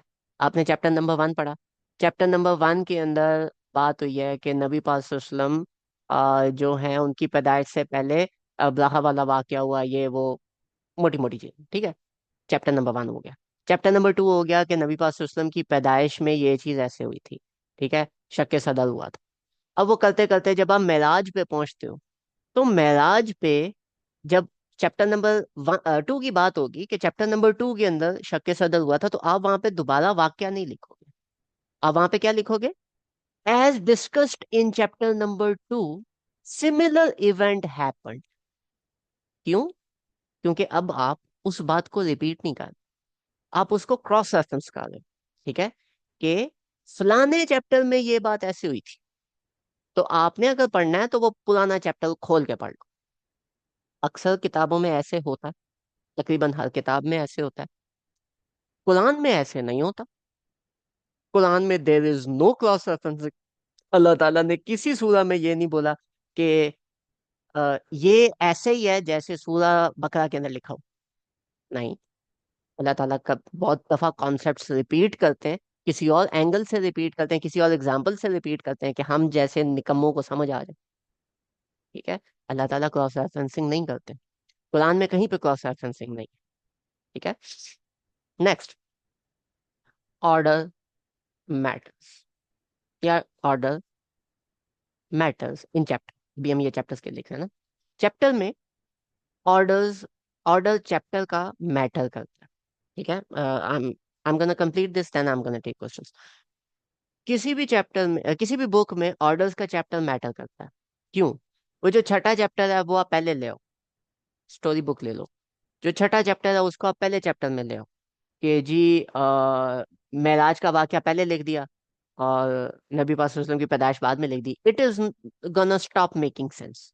प्लस सारी की सारी क्रॉस रेफरेंसिंग फारग हो जाएगी, ठीक है।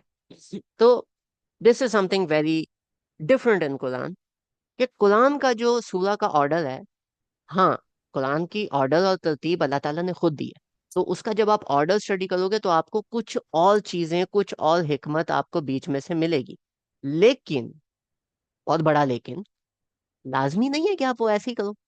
अगर आप आज सूरह अनकबूत पढ़ लो, कल आप सूरह दुखान पढ़ लो, परसों आप सूरह कहफ पढ़ लो, उसके अगले दिन आप सूरह रहमान पढ़ लो, उससे अगले दिन सूरह बकरा पढ़ लो, it is going to make sense. Nothing nothing is going to look out of place, ठीक है। This does not happen with other books, ठीक है। Next, chronological order. Chronological order हम कहते हैं वक्त की कैद, कि पहले ये हुआ, फिर ये हुआ, फिर ये हुआ, फिर ये हुआ, जैसे हमने स्टोरी में अभी डिस्कस किया। कुरान में सबसे पहली स्टोरी हजरत आदम की आती है सूरह बकरा में, फिर बनी इसराइल की आती है जो बाद में आते हैं, फिर अल्लाह ताला फिर पीछे आ जाते हैं हजरत इब्राहिम के बारे में, फिर अल्लाह ताला फास्ट फॉरवर्ड कर देते हैं मुसलमानों के फ्यूचर के बारे में, फिर आले इमरान के अंदर फिर दोबारा से हम पीछे चले जाते हैं हजरत, बल्कि उसी के अंदर हम पीछे चले जाते हैं हजरत सुलेमान के बारे में, फिर हम आगे जाके आले इमरान के अंदर हजरत बीबी मरियम और हजरत ईसा के बारे में चले जाते हैं। मतलब कुरान में क्रोनोलॉजिकल ऑर्डर एग्जिस्ट ही नहीं करता। बाकी कोई भी स्टोरी बुक है या किसी स्टोरी के ऊपर कोई एक्सप्लेनेशन है, कोई सीरा है, उसमें क्रोनोलॉजिकल ऑर्डर बिल्कुल एग्जिस्ट करेगा, कि पहले ये हुआ, फिर ये हुआ, फिर ये हुआ, फिर ये हुआ। कुरान में इट डज नॉट अपीयर कि ऐसा कुछ भी है, ठीक है। तो सूराज does not follow any chronological order, chapters have to, ठीक है। फिर नेक्स्ट होता है ऑर्गेनाइजेशन बाय सब्जेक्ट। जैसे अहादीस की किताब, अब उसमें स्टोरी लाइन नहीं, ठीक है, लेकिन उसमें चैप्टर्स को किसी ना किसी सब्जेक्ट में डाला हुआ है। ठीक है। बाबू सलाह खोलो, सही बुखारी खोले, बाबू सलाह खोलें तो उसमें तमाम अहादीस नमाज के बारे बारे में होंगी। बाबू सौम खोलें, उसमें तमाम अहादीस रोजे के बारे में होंगी। तो this is a collection by subject. कुछ बुक्स हैं जिनमें स्टोरी लाइन नहीं होती, वहां पे सब्जेक्ट के हिसाब से चीजों को केटर फॉर किया जाता है और चीजों को ऑर्गेनाइज किया जाता है। ठीक है। तमाम अहादीस की कुतब हैं, हजरत वो जो हैं इमाम मुस्लिम ने जो लिखी हुई है सही मुस्लिम। ठीक है। सही मुस्लिम का ऑर्डर बहुत सारे लोग फॉलो करते हैं। क्यों? वो कहते हैं कि बाकी कुतब ठीक है, उनमें हदीस थोड़ी सी आगे पीछे है, लेकिन सही मुस्लिम में ये है कि एक हदीस अगर चार मुख्तलिफ तरीक से हदीस आती हैं, उन्होंने चारों ऑर्डर में लिखी हैं, कि ऊपर नीचे वो सारी लिखी हुई हैं। क्यों? ताकि आपको समझ आ जाए कि ये जो मुख्तलिफ वर्ड्स हैं, मुख्तलिफ जो वर्डिंग्स हैं, वो अहादीस में किस तरह से क्या डिफरेंस लाती हैं, तो वो तो आपको आगे पीछे ना करना पड़े, उधर ही आप देख लो। But that is again organised by chapter name, by the chapter, by the topic, कि उसमें किस सब्जेक्ट के बारे में बात हो रही है। ठीक है। और इसी के साथ जो सेकंड पॉइंट है, मतलब नेक्स्ट पॉइंट, या चलो इसी में मैं ऐड कर देता हूँ, that is name of chapter. Chapter का जो नेम होता है वो बहुत मैटर करता है। बाबू सलाह खोलोगे तो उसके अंदर तमाम अहादीस आपको सलात के बारे में मिलेंगी। सूरह बकरा खोलोगे, दैट इज 286 वर्सेस। और आप क्या बोलोगे अगर कुरान पहले नहीं पढ़ा? मैं सूरह बकरा खोलूंगा तो यू वुड बी, बकरा मींस गाय, बाय द वे, काउ। तो you open that, okay there are 286 verses about cows. तो क्या माइंड में आएगा एक बंदा जिसने सूरह बकरा नहीं पढ़ी, जिसने कुरान नहीं पढ़ा, जिसको कुरान का नहीं पता, कि जो दूसरी जो है चैप्टर है, that is cows. Okay, how many versus? Versus अब मैं कह रहा हूँ आयात, वो नॉन मुस्लिम है, versus. How many versus? 286। Wow, you got 286 verses on cows. Arab people must love cows. क्या लिखा है उसमें? उसमें लिखा है हजरत आदम की स्टोरी, उसमें लिखा है आपने ईमान ऐसे लेकर। What does that have to deal with cows? ठीक है। सूरह something very different, chapter something very different. You open सूरह फील, what is that about? Elephant. What does फील mean? Elephant. Ah, so this is going to be about elephants. No, this is about an event that happened of a guy who bought elephants to kill, to conquer Makkah, but it didn't happen, and Allah Pak killed all of those with birds. Ah, so elephants कहाँ गए? What about elephants? And how many verses? Five. Oh, you guys must love cows very much. ठीक है। मतलब what? मायदा। What is मायदा? Dining table. Okay. You guys love food. What is in Maida? Christian story. What is in Maida? Your relationship with the other faith people. Okay. तो क्या मतलब? Why this name? There is a reason for this name. ठीक है। क्योंकि उसके पीछे philosophical reasons होते हैं, लेकिन it does not tell you the, it does not tell you what is in it. ठीक है। It is not organized by subject. It is something very, very different. And this comes up with the conclusion. And what is that conclusion?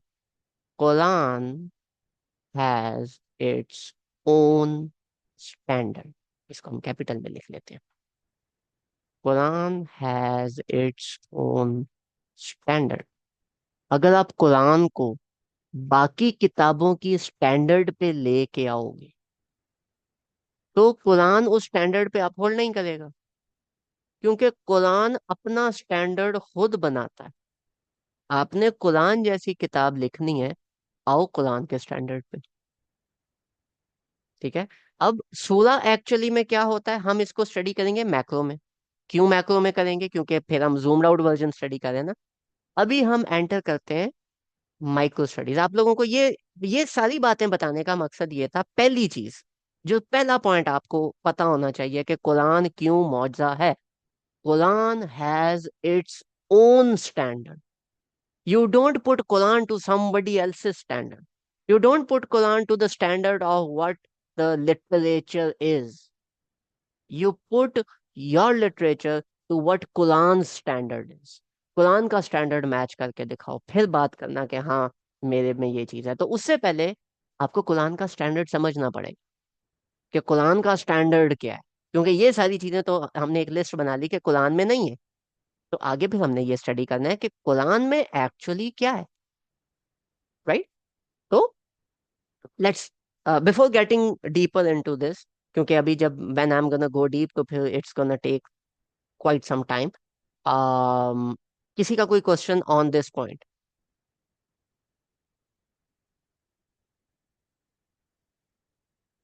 जी किरण जी। हाँ sir, एक तो मेरा question ये है कि सूरा और चैप्टर में डिफरेंस क्या है।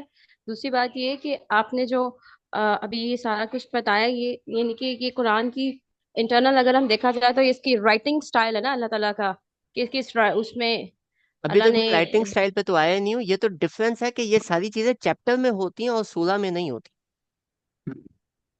तो दिस इज द सारी डिफरेंस। चीजें चैप्टर सूरा में नहीं होती।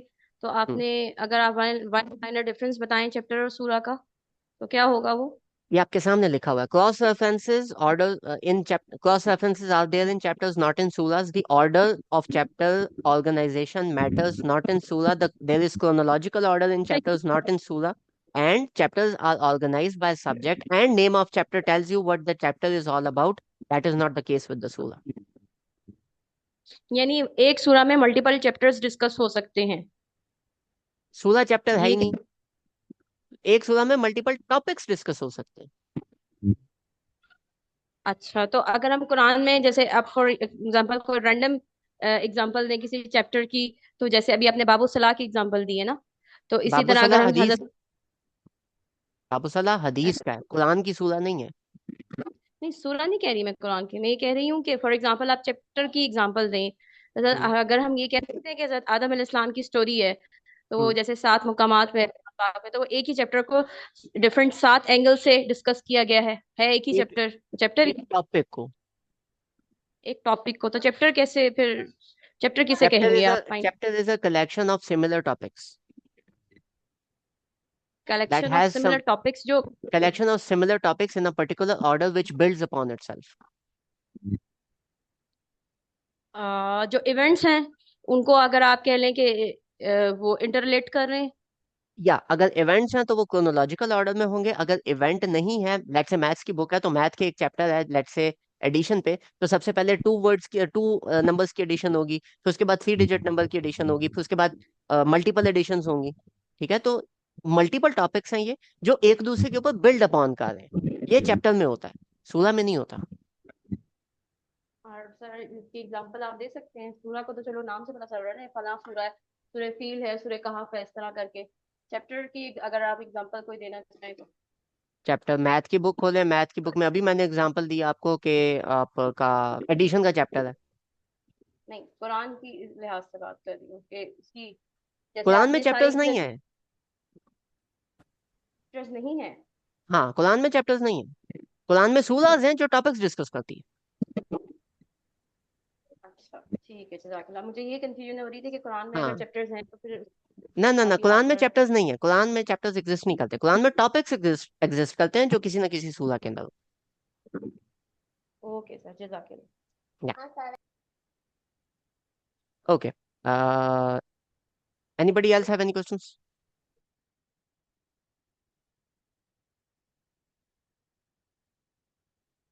आई guess not, let's move on. आज का चूंकि हमने माइक्रो स्टडीज डिस्कस करनी है, ठीक है, तो हम माइक्रो स्टडी पे थोड़ा डिटेल में आते हैं। अब माइक्रो स्टडी के अंदर, I don't have much time. Okay, let's quickly discuss two things. Number one, अगर हमने सूरा डिस्कस किया तो लेट्स डिस्कस आया।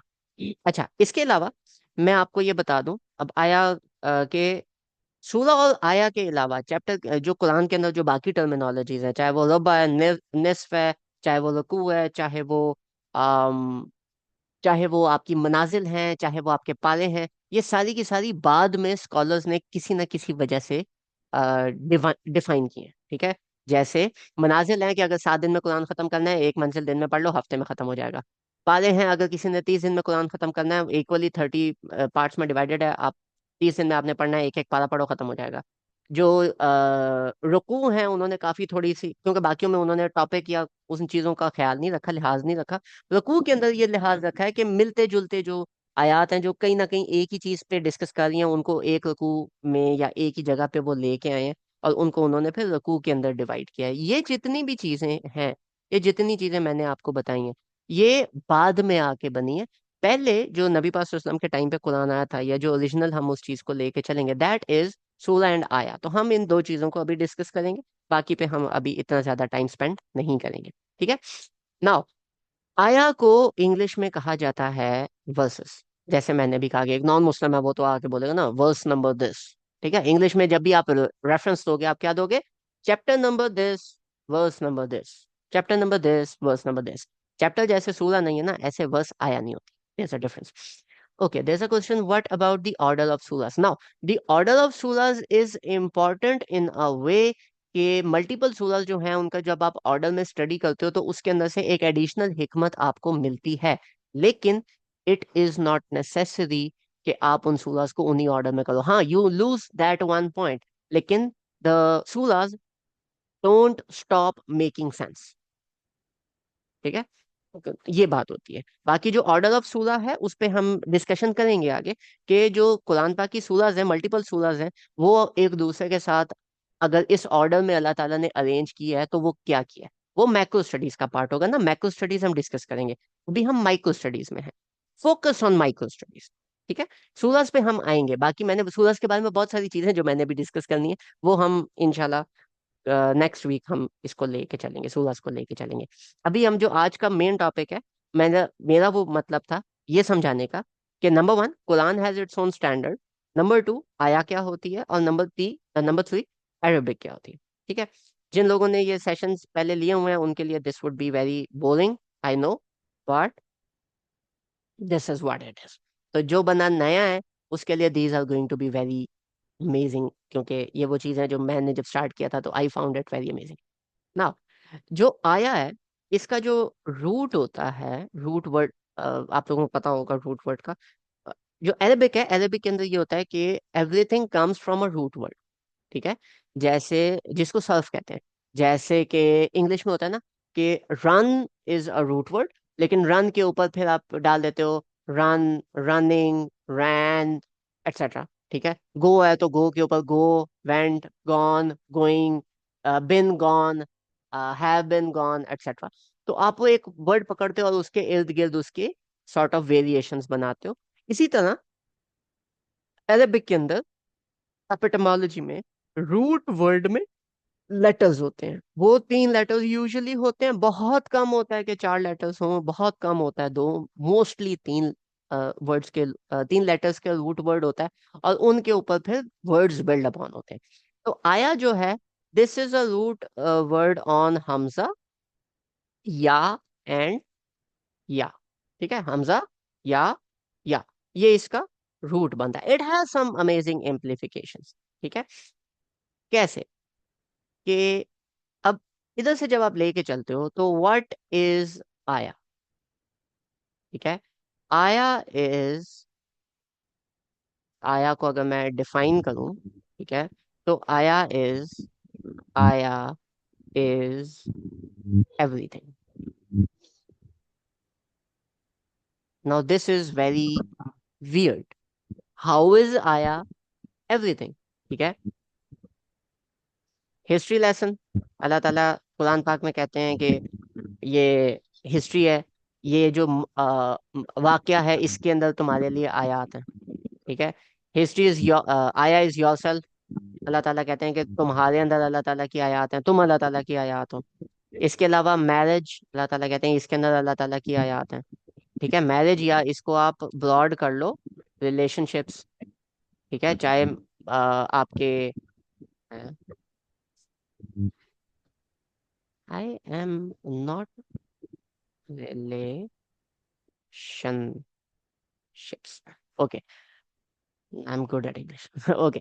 सो आपके जितने रिलेशनशिप्स हैं उनके अंदर आपके लिए आयात हैं कि वो रिलेशनशिप्स कैसे बने, कैसे नहीं बने।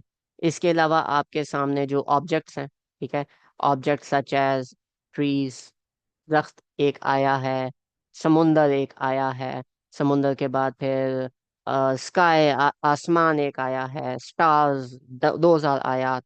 ठीक है। ऑब्जेक्ट आ गए, ऑब्जेक्ट के बाद फिर फिनोमेना। ठीक है। फिनोमेना क्या होता है? किसी चीज का होना या कोई प्रोसेस आपके सामने होना।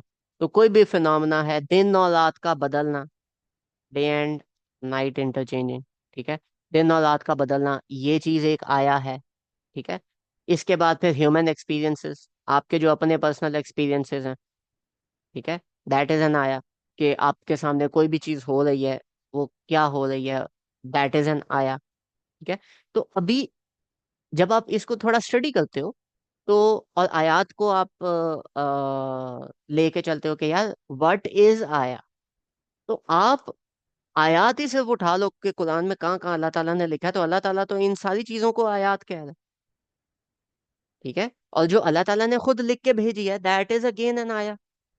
तो फिर आयत को आप डिफाइन कैसे करोगे? मतलब आया जो है, उसका मतलब हुआ क्या? ठीक है। तो आयात की आयात को आप जब रूट पे एनालाइज करते हो, रूट वर्ड पे आके एनालाइज करते हो, तो आयात की मुख्तलिफ मानी बनते हैं। ठीक है। अभी हम एक एक करके वो तमाम मानियों को डिस्कस करेंगे। Let's go with number one. Number one is के आयात इज समथिंग वैल्यूएबल। ठीक है। वैल्यूएबल इज के डेजर्ट होता था, इसके पीछे मैं एक स्टोरी बताता हूँ। डेजर्ट होता था, और डेजर्ट में आपने मूव करना है एक जगह से दूसरी जगह। तो अभी टेंट है, बहुत सारी चीजें हैं, उसमें से आप मूव के लिए आपके पास लिमिटेड स्पेस है। ऊंट अब सब कुछ तो नहीं कैरी करेंगे, तो वो लिमिटेड स्पेस में आप सिर्फ वो चीजें उठाओगे जो आपके लिए वैल्यूएबल है, उनको कहते थे आया। ठीक है। तो एक जो फर्स्ट इसका मीनिंग निकलता है, वो निकलता है समथिंग वैल्यूएबल, कि आया is something that is valuable. Number one. Number two, आयात are something that makes you makes you curious to ask questions। आपके सामने कोई ऐसा फिनोमेना होना कि आप उसको देखो और देख के बोलो यार ये कैसे हो रहा है। यू स्टार्ट पॉन्डरिंग कि यार इसके बाद क्या हुआ, ये कैसे हो रहा है। आपने मुझे यहाँ पे लाके छोड़ दिया, आई एम क्यूरियस, मुझे आगे बताओ कि आगे इसके क्या है। मुझे मुझे समझ में नहीं आ रहा ये चीज कैसे हो रही है, मुझे बताओ कि what this thing is. You are amazed and you are now curious to ask more questions. This also comes under the definition of, under the meaning of आया। थर्ड मीनिंग है pointing towards a direction, कि आप किसी बंदे को कोई हिदायत देते हो कि यार इधर से आपने आगे जाना है, वो सामने देख रहे हो दरख्त, हाँ ठीक है उधर जाना है आप। ठीक है। तो वो जो दरख्त है सामने, आपने उसको एक डायरेक्शन दे दी कि ये लैंडमार्क, इस तरफ आपने जाना है, मूव टूवर्ड्स दिस थिंग। ठीक है। तो आयात is something which points you, which guides you towards a direction, या which points you towards a direction. ठीक है।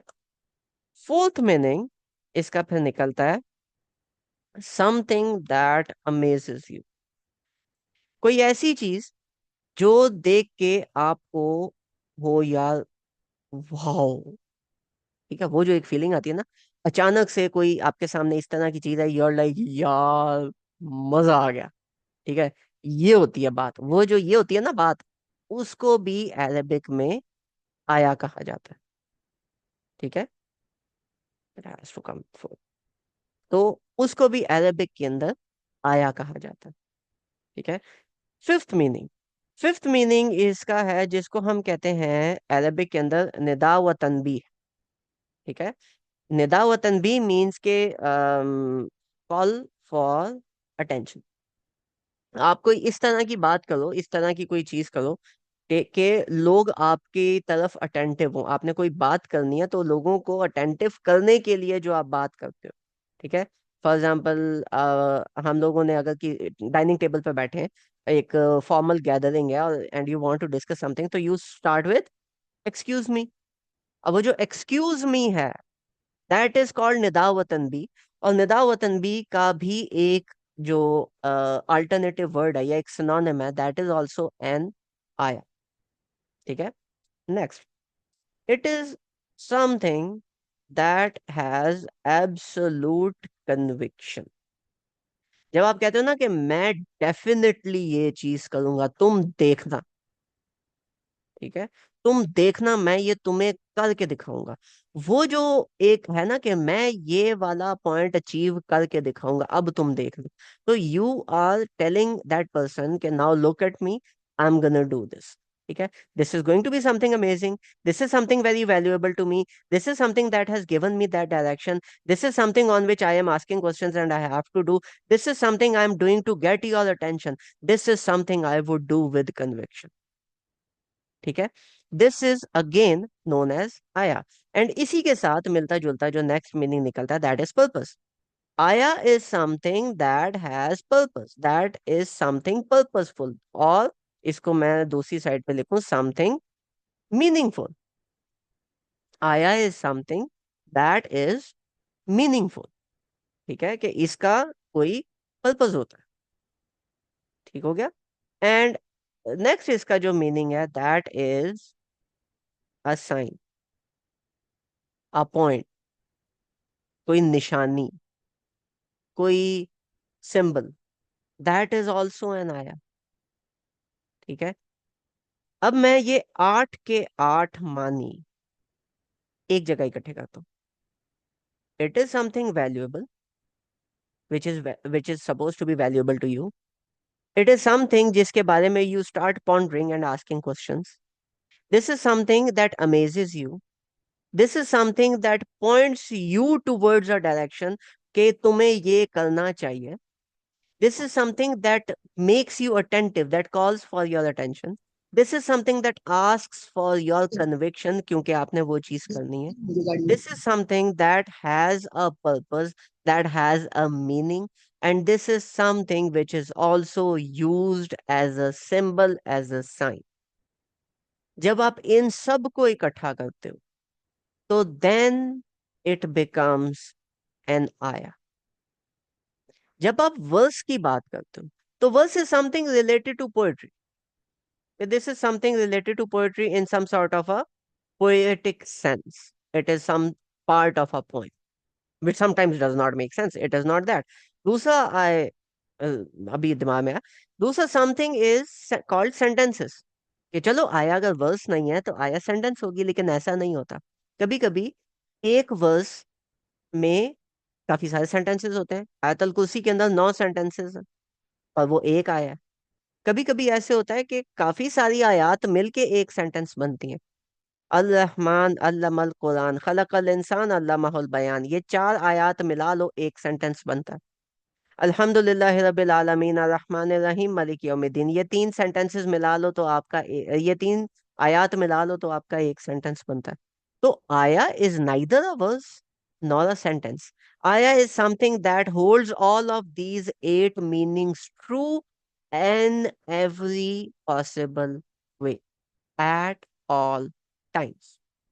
This is what an ayah actually is. ठीक हो गया? Now, anybody who have any question regarding ayah or its meanings, please ask.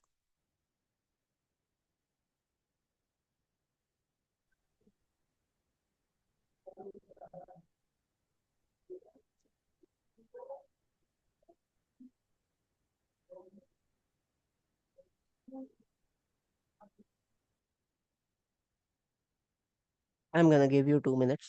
Just take a look at it.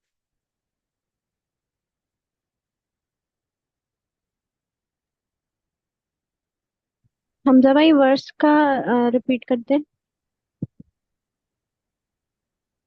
ठीक, ठीक हो गया। हाँ, वर्स जो होता है, वर्स का मतलब होता है something that is in a poem.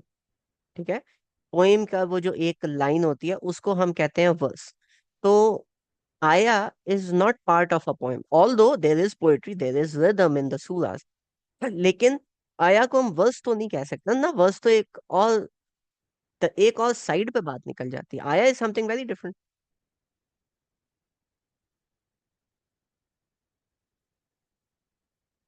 ठीक है। वर्स का कभी मीनिंग होता है, कभी नहीं होता। वर्स अलोन कभी एक क्लॉज होती है, कभी एक नहीं होती। वर्स जो है it has to form the it has to fall under the rules of poetry. Quran does not fall under the rules of poetry. ठीक है, गॉट दैट आइडिया? जी जज़ाकल्लाह। ठीक है।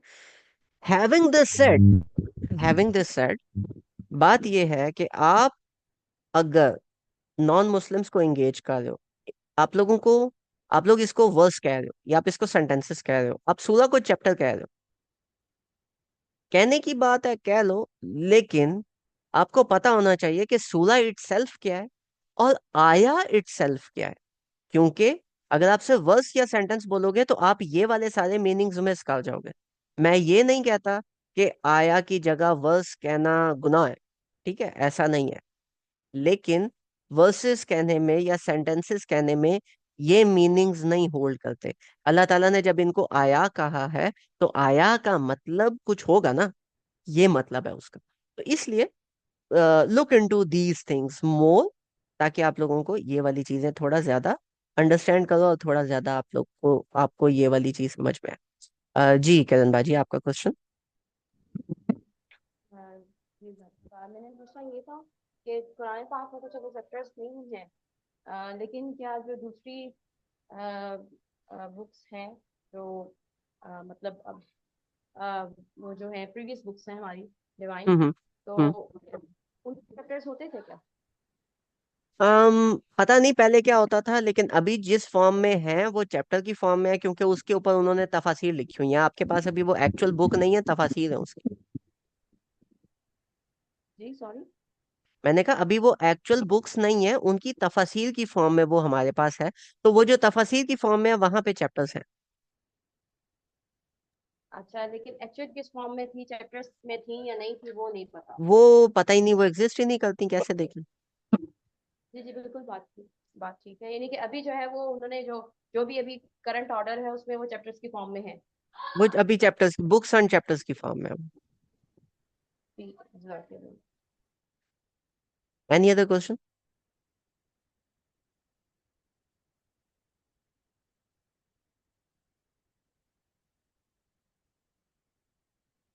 Okay, now let's move on to the second important topic, which is Arabic. कुरान study कर रहे हो, अरेबिक को ना स्टडी करो तो बुरी बात है, ठीक है। कुरान अरेबिक लैंग्वेज में आया, ये हम सबको पता है। लेकिन अरेबिक, बहुत सारे लोग कहते हैं अरेबिक कौन सी, मैं कहता हूँ एक ही अरेबिक है। Um you are confusing yourself with it. वो जब मैं बात करता हूँ तो वो मैं बात करता हूँ अरेबिक इकलौते होने की, क्योंकि जब आप अरेबिक को स्टडी करोगे तो वाकई में अरेबिक एक ही है। लेकिन अब वो एक कैसे है वो भी मैं आपको बताता हूँ। अरेबिक को फॉर्मली तीन तरह के स्टाइल्स में डिवाइड किया जाता है। One is spoken Arabic. Spoken Arabic को अमिया भी कहते हैं, ठीक है। Spoken Arabic is like street Arabic. जैसे हम उर्दू बोलते हैं तो उर्दू जो है वो अभी हम प्योर फॉर्म में नहीं बोलते, उसके अंदर बहुत ज्यादा इंग्लिश घुसी होती है, ठीक है। आप अपनी नॉर्मल उर्दू जो आप घर पे बोल रहे हो, जो आप किसी दोस्त के साथ, जो मैं आपसे अभी बात कर रहा हूँ, इसमें क्या ये उर्दू के असल रूल्स को फॉलो करती है? बिल्कुल नहीं करती। हम इसके अंदर बहुत सारे इंग्लिश के वर्ड्स डालते हैं। अभी मैं डाला इंग्लिश एंड वर्ड्स, इंग्लिश के वर्ड्स, तो ये उर्दू के रूल्स को तो फॉलो नहीं कर रही, ठीक है। तो इन इसको हम कहेंगे स्पोकन उर्दू। इसी तरह spoken English is very different, ठीक है। और ये जो स्पोकन है दिस इज डायलैक्टिकल। डायलैक्टिकल का मतलब ये होता है कि इनके डायलैक्ट्स होते हैं, मल्टीपल डायलैक्ट्स होते हैं। इधर की उर्दू और है, कराची की और है, लाहौर की और है, रावलपिंडी की और है, जेलम की और है।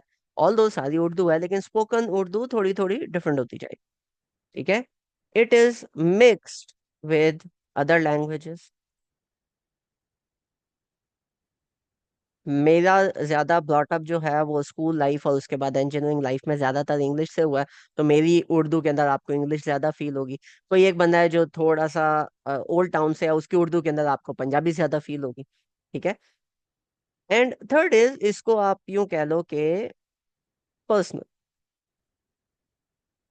हर बंदे की डिफरेंट है, आपकी डिफरेंट है, आपका टॉकिंग स्टाइल डिफरेंट है, किसी दूसरे बंदे का डिफरेंट है, तीसरे का डिफरेंट है। तो these things are very different and very personal, this is spoken Arabic. ठीक है। जब आप इसी स्पोकन अरेबिक की बेस पे आप जब डिफाइन करते हो, तो फलस्तीनियों की अरेबिक डिफरेंट है, इजिप्शियंस की डिफरेंट है, जेरूसलम की डिफरेंट है, मक्का की डिफरेंट है, मदीना की डिफरेंट है, सब में फर्क आता है। ठीक है। क्यों आता है? Because of invasion of other languages etcetera, other people, other cultures, your own personal things, बहुत सारी इसमें चीजें। सेकंड इज जिसको हम कहते हैं फॉर्मल अरबिक। फॉर्मल अरबिक को प्रॉपर हम लोग कहते हैं अल अरबिया अल फुसहा, अल अरबिया अल फुसहा अल मुआसिरा। ठीक है। This is known as, this a proper name of formal Arabic. Formal Arabic वो है जो आपको न्यूज़पेपर में मिलेगी, या न्यूज़पेपर के अलावा कोई एकेडेमिया में मिलेगी आपको। ठीक है। तो this is known as formal Arabic. Formal Arabic is different from spoken Arabic, क्योंकि आप उर्दू की कोई बुक उठा लो, उसके अंदर जो लैंग्वेज यूज हुई है वो डिफरेंट होगी। मेरी उसी चीज की इंटरप्रिटेशन ले लो, वो बहुत डिफरेंट होगी। तो you get the difference between formal Arabic and the spoken Arabic. ठीक है। अब इसमें एक डिफरेंस है। फॉर एग्जाम्पल, स्पोकन अरबिक में एक वर्ड है फी। फी का मतलब होता है किसी चीज के अंदर होना, टू बी इन समथिंग। ठीक है। जब आप अरेबिक को फॉर्मल में लेके जाओ तो उसमें फी इज ऑल्सो नोन एज के है, ये है। ठीक है। अब एक बंदा है इस पे, this is how you can understand. Urdu के अंदर एक वर्ड है जिसको हम कहते हैं माफी। माफी का क्या मतलब होता है गैस? माफी का क्या मतलब होता है?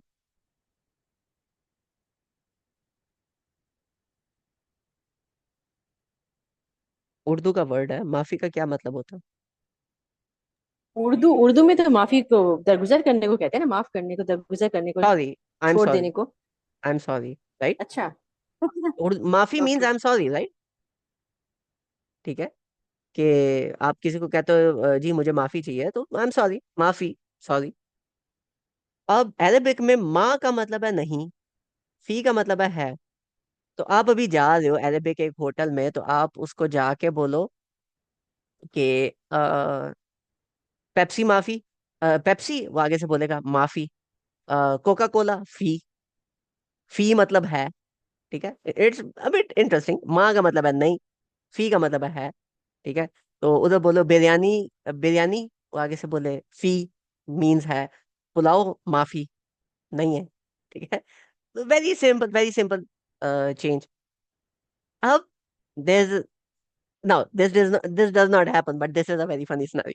Imagine this, एक पाकिस्तानी बंदा है, और वो जो है वो खाना काबा का गुलाफ पकड़ के, तो वो रो रहा है, और वो कह रहा है अल्लाह माफी, अल्लाह माफी, अल्लाह माफी। उधर साथ से एक शुतरा गुजर रहा है, वो इसकी सुन लेता है, वो डंडा लेके उसके पीछे शुरू हो जाता है, अल्लाह फी, अल्लाह फी, अल्लाह फी। तो yeah, that was on a funny note. But you get the difference कि जब कोई दूसरी लैंग्वेज बीच में इनकलकेट होती है, इंक्लूड करती है, तो किस तरह से ये चीजें चेंज होती हैं। तो जब फॉर्मल आप अरेबिक में जाओगे, फॉर्मल अरेबिक में माफी मीन समथिंग वेरी डिफरेंट, जो कि हो सकता है स्पोकन अरेबिक में आपका माफी जो है that is asking for forgiveness. ठीक है। तो this is the big difference between spoken Arabic and formal Arabic. अब आपको मैं एक और बड़े मजे की बात बताता हूँ। कुरान इन दोनों में नहीं है। कुरान की जो अरेबिक है that is known as classical Arabic. ठीक है। And classical Arabic is called अल अरबिया अल फुसहा अल कदीमा, एंशियंट अरेबिक। ठीक है। This is known as old Arabic या ancient Arabic. This is like, आप इस टाइम पे अगर आज की न्यूज़पेपर पढ़ो, तो that is something very different, क्योंकि बाकी कल्चर्स उसके अंदर आ गए हैं, बाकी लोग आ गए हैं, बाकी बहुत सी चीजें आ गई हैं। लेकिन अगर आप फैज अहमद फैज की एक्चुअल उर्दू पढ़ो पुरानी, वो समझ ही नहीं आती। वो यू आर लाइक यार ये क्या लिखा हुआ है? ठीक है। तो उसमें और आज की इन चीजों में बहुत ज्यादा डिफरेंस है, बहुत बड़ा डिफरेंस है। ठीक है। तो वो जो पुरानी उर्दू है वो तो अभी एग्जिस्ट नहीं करती। अगर आपने उस चीज को स्टडी करना है तो आपको एक्चुअल पुरानी उर्दू स्टडी करनी पड़ेगी, क्योंकि वो बहुत डिफरेंट है हमसे। हाँ ठीक है, मिलती जुलती है, but you have to study that. ठीक है। तो old Arabic, ancient Arabic does not exist. It is a literary thing and you have to study it. जैसे प्रोटेक्शन ऑफ कुरान के ऊपर हजरत उस्मान ने काम किया था, प्रोटेक्शन ऑफ अहदीस के ऊपर ताबीन तबा ताबीन ने काम किया था, इसी तरह प्रोटेक्शन ऑफ अरेबिक पे भी सहाबा ने काम किया था। और उसके ऊपर काफी सारी अरेबिक बुक्स लिखी हुई हैं कि इसका ये मतलब है, इसका ये मतलब है, ये लेक्सिकॉन, फलानी डिक्शनरी, ये इसके रूट वर्ड्स हैं, ये इसकी एपिटोमोलॉजीज हैं। उस पे बहुत ज्यादा काम हुआ है। इवन अगर कोई अरेबिक बंदा है, नेटिव अरेबिक बंदा है, जैसे अब नेटिव उर्दू स्पीकिंग बंदा भी एक्चुअल उर्दू पढ़ने जाए तो उसको कुछ पुरानी चीजें निकालनी पड़ेंगी, बट या that person would be an at an advantage. एक नेटिव अरेबिक स्पीकर को कुछ ना कुछ एडवांटेज होगा, लेकिन उसको अंडरस्टैंड करने के लिए उस बंदे को भी वो पुराना टेक्स्ट समझना पड़ेगा और पुराना टेक्स्ट पढ़ना पड़ेगा। ठीक है। अब एंशंट अरेबिक के क्या फीचर्स थे? Number one, no outside influence. Roman empire होता था, पर्शियन एम्पायर होता था, दोनों एक दूसरे के साथ वॉर में होते थे, और बीच में अरबिक लैंड होती थी, अरेबियन पेनिनसुला होता था। अब Arabian peninsula sort of acted like a border. अगर इसको कोई इन्वेड करे तो ये डेजर्ट है, इधर से कुछ निकलना तो है नहीं। तक ऑयल तो डिस्कवर हुआ नहीं था कि पूरी दुनिया जा रही हो अरब से तेल लेने के लिए, तेल तो था नहीं उस टाइम। तो वो कहते थे हम अपने फौजी रेगिस्तान में मरने के लिए, रोस्ट होने के लिए भेजेंगे, मिस कराओ।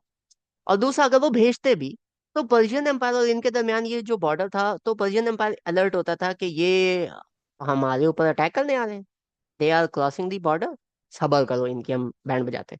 तो वो इधर से अटैक कर देते थे, इधर से पर्शियन एम्पायर जाता था तो उधर से वो कर देते थे। तो nobody actually wanted to go to Arabia. ठीक है। Nobody tried to invade Arabia, Arabia was good. ठीक है।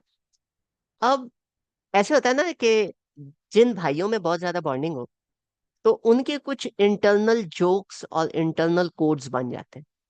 ठीक है। उनकी लैंग्वेज आपस में इस तरह की बन जाती है जो बाकी किसी को समझ नहीं आ रही होती। अब अरबी जो है, बाकी तो बाहर से कोई आ नहीं रहा, तो इनकी जो लैंग्वेज है वो रिफाइन रिफाइन रिफाइन रिफाइन होते होते उस लेवल पे पहुंच गई कि इनके अंदर इनके अपने इंटरनल कोड्स बन। ठीक है। इनके अपने इंटरनल कोड्स बन गए। For example there is a poem, अब उसकी अरबिक मुझे याद नहीं है, लेकिन हुआ ये था कि एक गरीब बंदा था, he did not had much money, और भाई ने शादी कर ली। क्यों की पता नहीं, पर भाई ने शादी कर ली। और ऑब्वियसली अब गरीब बंदा है तो जो मिसेज है वो फिर आगे से बातें करती थी कि तुम्हारे पास पैसे नहीं है, तुम, मुझे पैसे चाहिए। वाई? मिसेज शॉपिंग करनी होती है। अब उस बंदे ने रिस्पॉन्स में एक पोइम लिखी। ठीक है। वो जो पोइम थी उसका एक उसका एक स्टैंजा है। मुझे वो एग्जैक्ट पोइम याद नहीं, अरबिक याद नहीं, और तो उसका एक स्टैंजा है। वो जो स्टैंजा है वो ये है कि आ, बारिश की लड़ाई होती है जो घर पहाड़ी के ऊपर होता है उससे। बारिश की उस घर से लड़ाई होती है जो पहाड़ी के ऊपर घर होता है। अच्छा। तो ये पोइम अगर उसकी जो वाइफ है वो लेट से पाकिस्तान से होती है तो उसने कहता अच्छा तू गरीब होने के साथ साथ पागल भी है क्योंकि इसकी समझ में नहीं आ रही तुमने लिखा क्या। लेकिन एक्चुअली में अरेबिक का उसका एक मीनिंग था। क्यों? क्योंकि जो पैसा होता था, जो मनी होती थी, जो करेंसी होती थी, इसको वो कंसिडर किया करते थे अल्लाह ताला की रहमत। और बारिश को भी वो अल्लाह ताला की रहमत कंसिडर किया करते थे। तो वो ये कहते थे कि जैसे बारिश होती है, और मेरा घर जो है वो पहाड़ी के ऊपर है, टॉप पे है। ठीक है। अब वो जो बारिश होती है वो पहाड़ी के ऊपर वाले घर पे नहीं रहेगी, वो तो नीचे चली जाएगी गांव में, बस्तियों में, और उधर कीचड़ बन जाएगा। वो जो नीचे वाले अजीब गरीब गंदे गंदे लोग हैं वो फिर कीचड़ में रहेंगे। जो ऊपर वाला घर है उधर बारिश बरसती रहेगी, लेकिन वो बारिश वहां पे ठहरेगी नहीं।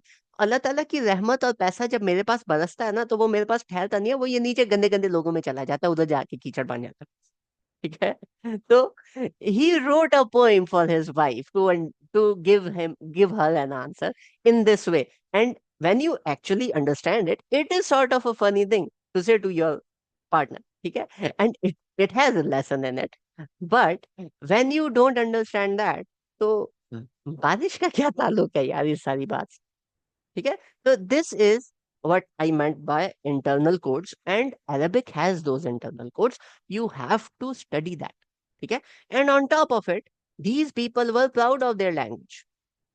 जैसे पाकिस्तान आता है ना, तो Pakistanis are not proud of Urdu. Urdu भाड़ में जाए, we try to talk in English. कोई बंदा फ्रेंच आता है, किसी को आती है, दे प्रेफर फ्रेंच। केपीके में चले जाओ, दे प्रेफर पश्तो। पंजाब में चले जाओ, दे प्रेफर पंजाबी। सिंध में चले जाओ, इंटरनल में दे प्रेफर सिंधी। ठीक है। तो उर्दू बेचारी लावारसों की तरह फैलती है। But Arabic people were proud of their language. वो अपनी लैंग्वेज में बात करते थे, and they were very proud of it. वो इनफैक्ट ये कहते थे, जिसको अरबी नहीं आती वो उम्मी है, उसको फिर कुछ नहीं आता। ठीक है। क्यों? उनके पास प्राउड होने के लिए कुछ आता ही नहीं। रोमन एम्पायर, हमारे पास फिलॉसफी है, हिस्ट्री है, मिथोलॉजी है, मिथोलॉजिकल बुक्स हैं। पर्शियन एम्पायर, हमारे पास पैसा है, हमारे पास गोल्ड है, हमारे पास पैलेसेस हैं। अरबी लोग, हमारे पास रेगिस्तान है। नहीं, दैट्स नॉट गुड। हमारे पास तपती नहीं, तपती धूप भी नहीं बोलना। शहर भी हमारे यहाँ वही है। हमारे पास कबीले वो लड़ते रहते हैं। क्या है? हमारे पास अरेबिक है, हम अरेबिक पे आएंगे। ठीक है। तुम्हारे पास अरेबिक नहीं है। तो वो अरेबिक पे प्राउड भी थे, अरेबिक को फॉलो भी करते थे, अरेबिक को अपने साथ जोड़ के रखते थे। ठीक है। तो उस अरेबिक को अगर आप स्टडी करते हो, तो इतनी मुश्किल नहीं है, आपको थोड़ी सी मेहनत लगानी पड़ती है, समझ आ जाती है। ठीक है। जैसे अब मैंने समझाया कि इसका ये मतलब है, मतलब समझ आ गया तो अब आगे समझ आ जाएगा ना। तो इस तरह से वो चीज आपको समझ आ जाती है। It's not that tough, but yeah it requires some sort of an effort that you guys have to put in it. ठीक है। Now anybody have any questions? Because this is now the end of the lecture. Anybody have any questions till this point? Please ask.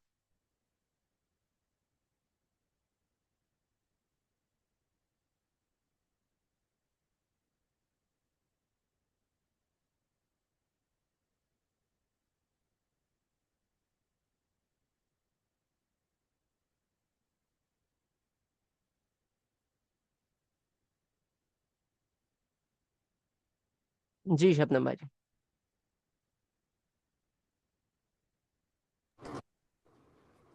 भाई ये Arabic आया कहाँ से पहले? क्या मतलब? मतलब कहाँ से ये लैंग्वेज आई इनके पास? लैंग्वेज जो है ना, वो इवॉल्व करती है।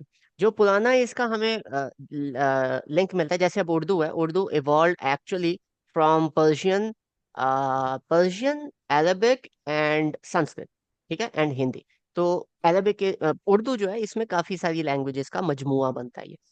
अरबिक जो है, इससे पहले जब आप टेक्स्ट स्टडी करते हो, तो इसी लैंड में हजरत मूसा आए थे, उन पे जो किताब नाजिल हुई थी वो अरमेइक थी। ठीक है। इमरानी जबान उसको हम उर्दू में कहते हैं, एक्चुअली उसको उसका नाम अरमेइक बनता है। वो जो अरमेइक लैंग्वेज थी, वो फिर टाइम टू टाइम, जैसे अभी उर्दू डेवलप होते होते कुछ और बन गई है, ऐसे वो टाइम टू टाइम डेवलप होते होते एक नई लैंग्वेज उसके साथ डेवलप हुई। जैसे पंजाबी से आप हिंद को कह लो। ठीक है। ऐसे वहां पे एक नई लैंग्वेज डेवलप हो गई उस खत्ते में, पुरानी खत्म हो गई। नई लैंग्वेज जो आ गई, दैट वाज हिब्रू। जैसे लैटिन खत्म हो गई और लैटिन की जगह फिर आ गई थी ये इंग्लिश। ठीक है। लैटिन के बाद उन्होंने लैटिन और ग्रीक को कंबाइन करके इंग्लिश बना लिया। ऐसे एरामीक खत्म हो गई थी और फिर उसके बाद आ गई हिब्रू। हिब्रू जो है, that is the language of इंजील। और वो इंजील के बाद आहिस्ता आहिस्ता फिर जब यहाँ पे लोग आके सेटल हुए, तो एरामीक और हिब्रू दोनों को जब आप मिक्स करो, तो इनके रूल्स काफी हद तक मिलते हैं अरेबिक से। किसी को कोई पुरानी हिस्ट्री नहीं पता कि एक्चुअली में कहाँ से आई, क्योंकि हजरत इस्माइल आए थे, तो हजरत इस्माइल के टाइम पे यहाँ पे अरेमेइक थी, और उस हजरत इस्माइल की अपनी जबान अरेमेइक थी। लेकिन वो जिस ट्राइब से मिले थे, उस ट्राइब की दूसरी लैंग्वेज थी। तो ये सॉर्ट ऑफ मिलते मिलाते मर्ज करते हुए वहां पे फिर डेवलप होते होते फिर ये अरबिक डेवलप हुई थी। ठीक है। तो there is some sort of an evidence, not conclusive, क्योंकि हमें नहीं पता अरबिक की एक्चुअल हिस्ट्री का। लेकिन there is an evidence which points towards this way कि अरामीक और हिब्रू की evolution is sort of an Arabic. और which again points to a very interesting phenomena कि जो अल्लाह ताला ने नबी पाक सल्लल्लाहु अलैहि वसल्लम को जिन अंबिया को रोल मॉडल बनाया है वो इसी खित्ते से थे मोर और लेस। एक के पास एरामीक लैंग्वेज आई थी, वही इवॉल्व हुई हिब्रू में, वही फिर आगे इवॉल्व हुई अरबिक में, कहीं ना किसी पॉइंट पे। तो this again follows a pattern that if you want to study, but yeah that's like a detail topic for some other day. जहाँ तक ये है अरब का जो पास्ट है तो उसमें उनके पास तो ऐसा कुछ स्टडी रिलेटेड तो कुछ नहीं था ना ज्यादा, तो इनको ये अरबी जो है इनकी लैंग्वेज वो कैसे मतलब प्रॉस्पर हुई? क्यों कोई कुछ लोग, स्क्रिप्चर? नहीं नहीं स्क्रिप्चर नहीं था, कुछ लोग थे, काफी लोग थे जो स्टडी किया करते थे, लेकिन वो बहुत कम थे। ज्यादातर तो स्पोकन में जाते थे। लेकिन वो राइटिंग के अलावा भी स्पोकन में अभी कोई और नहीं आ रहा, तो करते करते खुद ही अपनी लैंग्वेज कोई ना कोई डेवलप हो तो जाती है ना। ठीक है, तो इन्होंने लेकिन थोड़े स्क्रिप्चर से भी नहीं होगी, नहीं होता है स्क्रिप्ट, ना फिर आगे। देखें हजरत इब्राहिम को स्क्रिप्चर दी गई थी, सुहुफी इब्राहिम, हम्म। राइट? तो हम्म। वो हजरत इस्माइल उनके बेटे, जी। तो उन्होंने कॉपी तो की होगी ना कुछ, वो अभी नहीं है हमारे पास और बात है, लेकिन उस टाइम तो की होगी। ठीक है, ठीक तो है। स्क्रिप्चर होगी कोई ना कोई, ऐसा नहीं है कि बिल्कुल ही नल्ले फैले थे।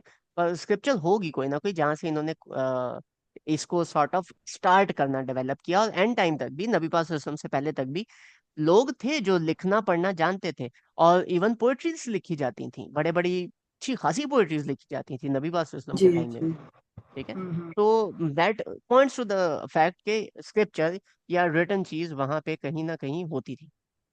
हाँ, ये काबा में भी लगाते थे। ठीक है। या और ये जो साद और जुरहम, कबीला साद और कबीला जुरहम, इनका कोई इंटरकनेक्शन है क्या? कनेक्टेड है ये? क्योंकि जैसे बाजी, नबी सल्लम, नबी ji. How is that related to today's lecture? Okay. नहीं, वो लैंग्वेज से।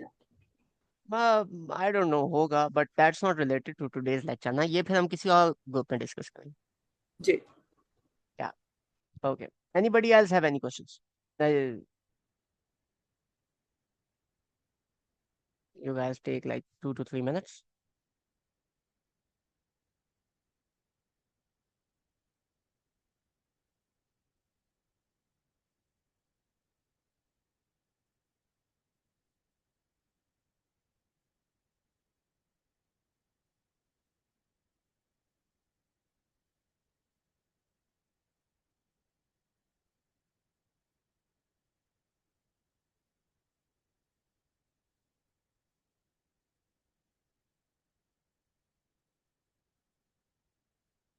किसी का कोई क्वेश्चन नहीं, छुट्टी करें?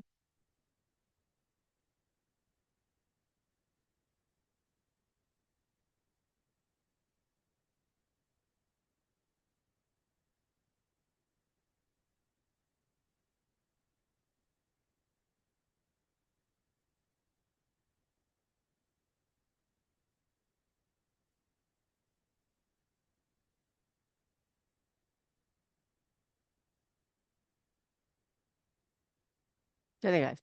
फी अमानिल्लाह, जज़ाकल्लाह खैर कमिंग एवरीबॉडी। जो ग्रुप हमने बनाना था, जिसने भी बनाना था, प्लीज बनाए, बना के डू इन्फॉर्म मी, क्योंकि that is like the main thing that we are going to follow.